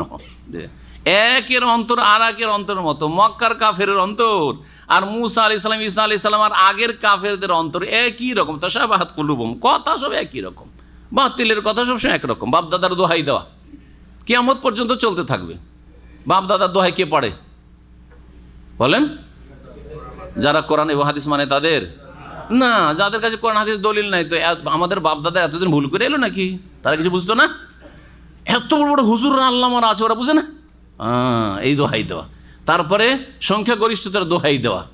কার চরিত্র? মক্কার মুশরিকদের চরিত্র ছিল, এখনও চরিত্র কিয়ামত পর্যন্ত চলতেই থাকবে। সারা দেশ এইরকম করছে, সবাই ঈদে মিলাদুন্নবী করছে, আর আপনারা তিনটা লোক বেদাত বেদাত করবেন। আপনাদের কথা কে শোনে? যে মক্কার মুশরিকদের কথা এগুলো। যে আমাদের দল ভারী, দল ভারীটা হচ্ছে সত্যের মাপকাঠি। এগুলো হচ্ছে মাসাইলুল জাহিলিয়া। শাইখুল ইসলাম আহমদ আব্দুল্লাহ রহমতুল্লাহ একটি ছোট্ট পুস্তিকা আছে, পুরাতন, মাসাইলুল জাহিলিয়া, জাহিলি মতবাদ। আমার অনুবাদ আছে ওই বইটি, জাহিলি মতবাদ। তাদের অন্তরগুলি সব এক। কাদ বাইয়ান্নাল আয়াত, আমি বিধানাবলী বা আয়াতসমূহ সুস্পষ্ট বর্ণনা করে দিয়েছি। লিকাওমি ইউকিনুন, বিশ্বাসী জাতির উদ্দেশ্যে।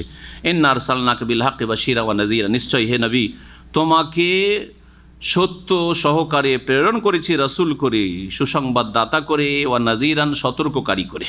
সুসংবাদ দেবে কাকে? যারা মানবে তাকে। সতর্ক সাবধান করবে কাকে? যারা মানতে চাইবে না তাদেরকে, যে সাবধান হয়ে যাও, তুমি নিজেরই ক্ষতি করছো। কিন্তু ওয়ালা তুসআলু আন আসহাবিল জাহিম, জাহান্নামীদের সম্পর্কে বা জাহান্নামের অধিবাসীদের সম্পর্কে তোমাকে জিজ্ঞাসা করা হবে না। যে জাহান্নামে যাবে তাকে জিজ্ঞেস করা হবে। বোঝা গেছে কি না? আপনাকে জিজ্ঞাসা করা হবে না, আমাকে জিজ্ঞাসা করা। ওরা কেন মানেনি? আজকাল অনেকে জিজ্ঞাসা করে, অনেকে জিজ্ঞাসা করে যে ওরাই আমল করে না কেন। দুবাইয়ের প্রোগ্রামে যে প্রায় 1 ঘন্টা প্রশ্ন উত্তর ছিল, তার মধ্যে একজন প্রশ্ন করছে যে বাংলাদেশে এই সব আমলগুলি, আরব দেশে যে আমলগুলি রয়েছে, সহি সহি আমল কেন করে না? তা আমি বললাম যে আমাকে জিজ্ঞাসা করবেন না, যারা আমল করে না তাদের জিজ্ঞেস করবেন। আরে ভাই, আমল করে না ওরা, আর জবাব দিব আমি নাকি? আমি আমল না করলে আমাকে জিজ্ঞেস করেন যে আপনি রবাইদান কেন করেন না, আপনি জোর আমিন কেন বলেন না, আপনি বুকে কেন হাত বাঁধেন না, বা আপনি নামাইতো কেন পড়ছেন? যদি আমি করি তাহলে বলেন, আমি সম্মিলিত মোনাজাত করলে তাইলে বলেন। আর করবে অপরাধ ওরা, বিদাত করবে ওরা, সুন্নতের খেলাফ করবে ওরা, জবাব দিব আমি? মানে না। ওয়ালা তুসআলু আন আসহাবিল জাহিম, কেউ কারো বোঝা উঠাবেন। আপনাকে আপনার বোঝা উঠাই দাও, আমাকে আমার বোঝা উঠে দাও, আমার বোঝা আপনারা উঠাবেন না। জি হ্যাঁ। সুতরাং আমাকে এই ভুল করেছে, ওই ভুল করেছে, ওই সব বলে দূর থেকে আপনার উদ্দেশ্য অসৎ। হ্যাঁ, আমার বোঝা সম্পর্কে আমার ফিকির হওয়া উচিত যে আমি হারাম কাজ করেছি না জায়েজ কাজ করেছি না সওয়াবের কাজ করেছি। হ্যাঁ, কারো যদি ভুল ধরেছি তো সওয়াবের কাজ করেছি না গুনার কাজ করেছি, ওই চিন্তা আমার বেশি আছে, আপনার অত চিন্তা করা লাগবে না। কথা বোঝা গেছে কিনা? জি। তো বলছিলাম, আল্লাহ বলছেন ওয়ালা তুসআলু আন আসহাবিল জাহিম, জাহান্নামে চলে গেল কেন মুহাম্মদ, এ কথা তোমাকে জিজ্ঞাসা করা হবে না। ওকে জিজ্ঞাসা, তুমি জাহান্নামে কেন? মা সালাকাকুম ফি সাকার, জাহান্নামে কেন, ওই জাহান্নামীকে জিজ্ঞেস করা হবে। কেন তুমি হিসাব দিতে পারো না আজকে, ওকে জিজ্ঞেস করা হবে। তোমার কাজ তুমি করে যাও, রাস্তা দেখিয়ে যাও, তুমি অব্যাহতি পেয়ে যাও। আপনি ছেলে মেয়েকে মুসলিম বানাবার চেষ্টা করেন, নামাজি বানাবার চেষ্টা করেন, তাহলে আপনাকে আল্লাহ জিজ্ঞেস করবে তোর ছেলে কেন জাহান্নামে যাচ্ছে বল, জিজ্ঞেস করবে না। তবে আপনি যদি অবহেলা করেন আপনার দায়িত্বে, আপনি ডাক্তার বানালেন, ইঞ্জিনিয়ার বানালেন, আর অফিসার বানালেন, কিন্তু নামাজি বানাবার চেষ্টা নেই আপনার। শাহবালক হয়ে গেছে, নামাজের তরিকাই শেখাননি তাকে, দোয়াই শেখাননি তাকে, নামাজ পড়তে বলেননি তাকে 10 বছরে 15 বছরে বলেননি। আমিও শুরু করেছি 30-40-এ, আমার ছেলেও যখন বুঝবে। মেয়ে বড় হয়েছে, পড়াশোনা করেছে, পর্দা করতে বলবো কেন? ও নিজেরই জ্ঞান বুদ্ধি আছে, পরে করে নিবে। হ্যাঁ, তাহলে অবশ্যই জাহান্নামে যেতে হবে ওই মেয়ের সাথে, ওই ছেলেদের সাথে। জি, কারণ আপনি আপনার দায়িত্ব অবহেলা করলেন। আল্লাহ রাব্বুল আলামিন তারপরে বলছেন ইহুদি এবং খ্রিস্টানদের সম্পর্কে, তাদের মনস্কামনা আমাদের উপর কখনো রাজি হবে না। ডিসকাউন্ট দিতে দিতে দিতে, ছাড় দিতে দিতে, যাই দেন আপনি ছাড়বে না। কতক্ষণ পর্যন্ত? যতক্ষণ সবাই তাদের অনুসারী না হয়ে যাবেন, ইসলাম না পরিত্যাগ করবেন, কোরআন না ত্যাগ করবেন, রসুলকে না ত্যাগ করবেন, ততক্ষণ ছাড়বে না। উনি বললেন না যে আমরা এই কাজটা ওদের জন্যই করলাম, কারণ ওরা যাতে করে আমাদের সাথে মিলেমিশে থাকে। ছাড়বে না। সুতরাং ছাড় দিয়ে লাভ নেই। ছাড় দিয়ে মানে ধর্মে ছাড় দিয়ে, যে আমার ধর্মে কিছু ডিসকাউন্ট করো, দাঁড়িয়ে রাখবো না যাতে করে ওরা আমাকে ভিসা দেয়, হ্যাঁ, দাঁড়িয়ে রাখবো না যাতে ওরা আমাকে চাকরি দেয়, বুঝা গেছে? নামাজ পড়লে একটু লুকিয়ে লুকিয়ে পড়বো, অফিস টাইমে পড়বো না যাতে ওদেরকে খারাপ না লাগে। ছাড়বে না, আপনাকে খ্রিস্টান বানিয়ে ছাড়বে, ইহুদি বানিয়ে ছাড়বে। আল্লাহ বলছেন ওয়ালান তারদা আনকাল ইয়াহুদ ওয়ালান নাসারা, ইহুদি এবং খ্রিস্টান কখনো হে নবী, হে মুসলিম, তোমার ওপরও সন্তুষ্ট হবে না, রাজি হবে না, হাত্তা তাত্তাবিয়া মিল্লাতাহুম, যতক্ষণ পর্যন্ত তাদের ধর্মের অনুসারী না হয়ে যাবে, তখন রাজি হবে। কুল, হে নবী বলো, ইন্না হুদাল্লাহি ওয়াল হুদা, নিশ্চয়ই আল্লাহর দিক নির্দেশনাই হচ্ছে সঠিক দিক নির্দেশনা। আল্লাহর দিক নির্দেশনা, আল্লাহ যে রাস্তা দেখেছেন সিরাতে মুস্তাকিম, সরল পথ, জান্নাতের পথ, সেটাই হচ্ছে আল হুদা, মানে জান্নাতের দিক নির্দেশনা, সেটাই হচ্ছে আসল দিক নির্দেশনা, হিদায়াত। সুতরাং আল্লাহর আদেশ নিষেধ ফলো করো, কে কি বলছে পরোয়া করিও না। ওয়ালাইন ইত্তাবাত আহওয়াহুম, আর যদি হে মুসলিম তুমি অনুসরণ করো তাদের কুপ্রবৃত্তির, তাদের খেয়াল খুশির অনুসরণ করো, তাদের দাবি পূরণ করতে চাও, বাদাল্লাযী জাআকা মিনাল ইলমি, তোমার কাছে সঠিক জ্ঞান আসার পরে, মা লাকা মিনাল্লাহি মিন ওয়ালি ওয়ালা নাসির, তাহলে তোমার আল্লাহর কবল থেকে রক্ষা করার ক্ষেত্রে, আল্লাহর আযাব থেকে, পাকড়াও থেকে রক্ষা করার ক্ষেত্রে কোনো না পৃষ্ঠপোষক রয়েছে আর না কোনো সাহায্যকারী রয়েছে। আল্লাহ ধরে ফেলবেন। সুতরাং আল্লাহকে অসন্তুষ্ট করে, আল্লাহর দিনকে উপেক্ষা করে কাফেরকে রাজি করার চেষ্টা করবে, কখনো এই যেন মনোভাব তৈরি না হয়। আল্লাহকে রাজি রেখে তারপরে আমার চারপাশের লোক কি রাজি আছে না আছে তখন ওটা দেখার বিষয়। এমনকি বাপ মায়ের ক্ষেত্রেও আল্লাহর বিধান, নবীর বিধান, যে আল্লাহকে রাজি রেখে বাপ মাকে রাজি, আল্লাহকে রাজি রেখে বাপ মাকে রাজি রাখতে হবে।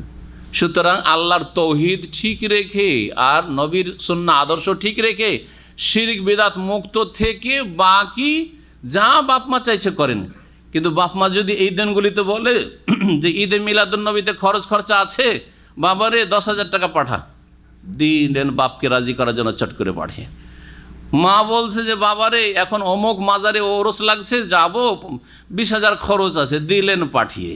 হ্যাঁ, মা বলছে, বাগা চাচা বলছে যে বাবারে তোমার বাবা তো মারা গেছে বা তোমার মা মারা গেছে, একটু খাওয়া খরচা করতে হবে, লোকজনকে খাওয়াইতে হবে, তো একটু 50,000 টাকা পাঠাও। 1 পয়সা দিবেন না আপনি, আল্লাহকে নারাজ করবেন, নবীকে ছেড়ে দেবেন, আর এই বিদাতিদেরকে মানবেন আপনি? কখনো না। আল্লাহ বলছেন ফালা তোতে হমা, সূরা লোকমান পড়ে দেখেন, ফালা তোতে হমা, শিরক বিদআত পাপ করতে যদি বলে বাপ মা, ফালা তোতে হমা, তাদের আনুগত্য করবে না, তাদেরকে মানবে না, তবে তাদের সাথে খারাপ আচরণও করবেন। ওয়া সাহেব হোমা ফিদ দুনিয়া মারুফা, দুনিয়ায় যতদিন বেঁচে আছে তারা তাদের সাথে মারুফ, ভালো আচরণ করো। বলবেন না যে আপনার মতো মূর্খ কেউ আছে, হ্যাঁ, এটা বাপকে বলা, মাকে বলা চলবে না। আপনার মতো বিদাতি কেউ আছে, এটা বলা চলবে না, এইসব ভাষা বলবেন না। আপনি কতদিন আর এই বিদাত করবেন? এইভাবে ধমক চমক দিয়ে কথা বলবেন না, ভালো নরম ভাষায় বোঝাবার চেষ্টা করবেন। নরম ভাষায় বুঝলো, আর না হইলে হেদায়েত আল্লাহ। দোয়া এবং দাওয়াত, দোয়া এবং দাওয়াত, আমার আলোচনা এখানে দোয়া করবেন আর দাওয়াত দেবেন, ডাকবেন আল্লাহর দিকে আর দোয়া করবেন আল্লাহর কাছে। আল্লাহর দিকে ডাকবেন এবং আল্লাহর কাছে দোয়া করবেন, আল্লাহ আমার বাপকে হেদায়েত করো, তার অন্তরটা খুলে দাও, মাকে হেদায়েত করো, সমাজকে, জাতিকে হেদায়েত করো। ওয়ালাইন ইত্তাবাত আহওয়াহুম বা'দাল্লাযী জাআকা মিনাল্লাহি মিন ওয়ালিয়্যিন ওয়ালা নাসীর আল্লাযীনা আতাইনাহুল কিতাব। আল্লাহ বলছেন যাদেরকে আমি আল কিতাব দিয়েছি, তাওরাত ইনজিলের জ্ঞান দিয়েছি। এটা একটা তাফসীর, দুটো তাফসীর রয়েছে আয়াতের।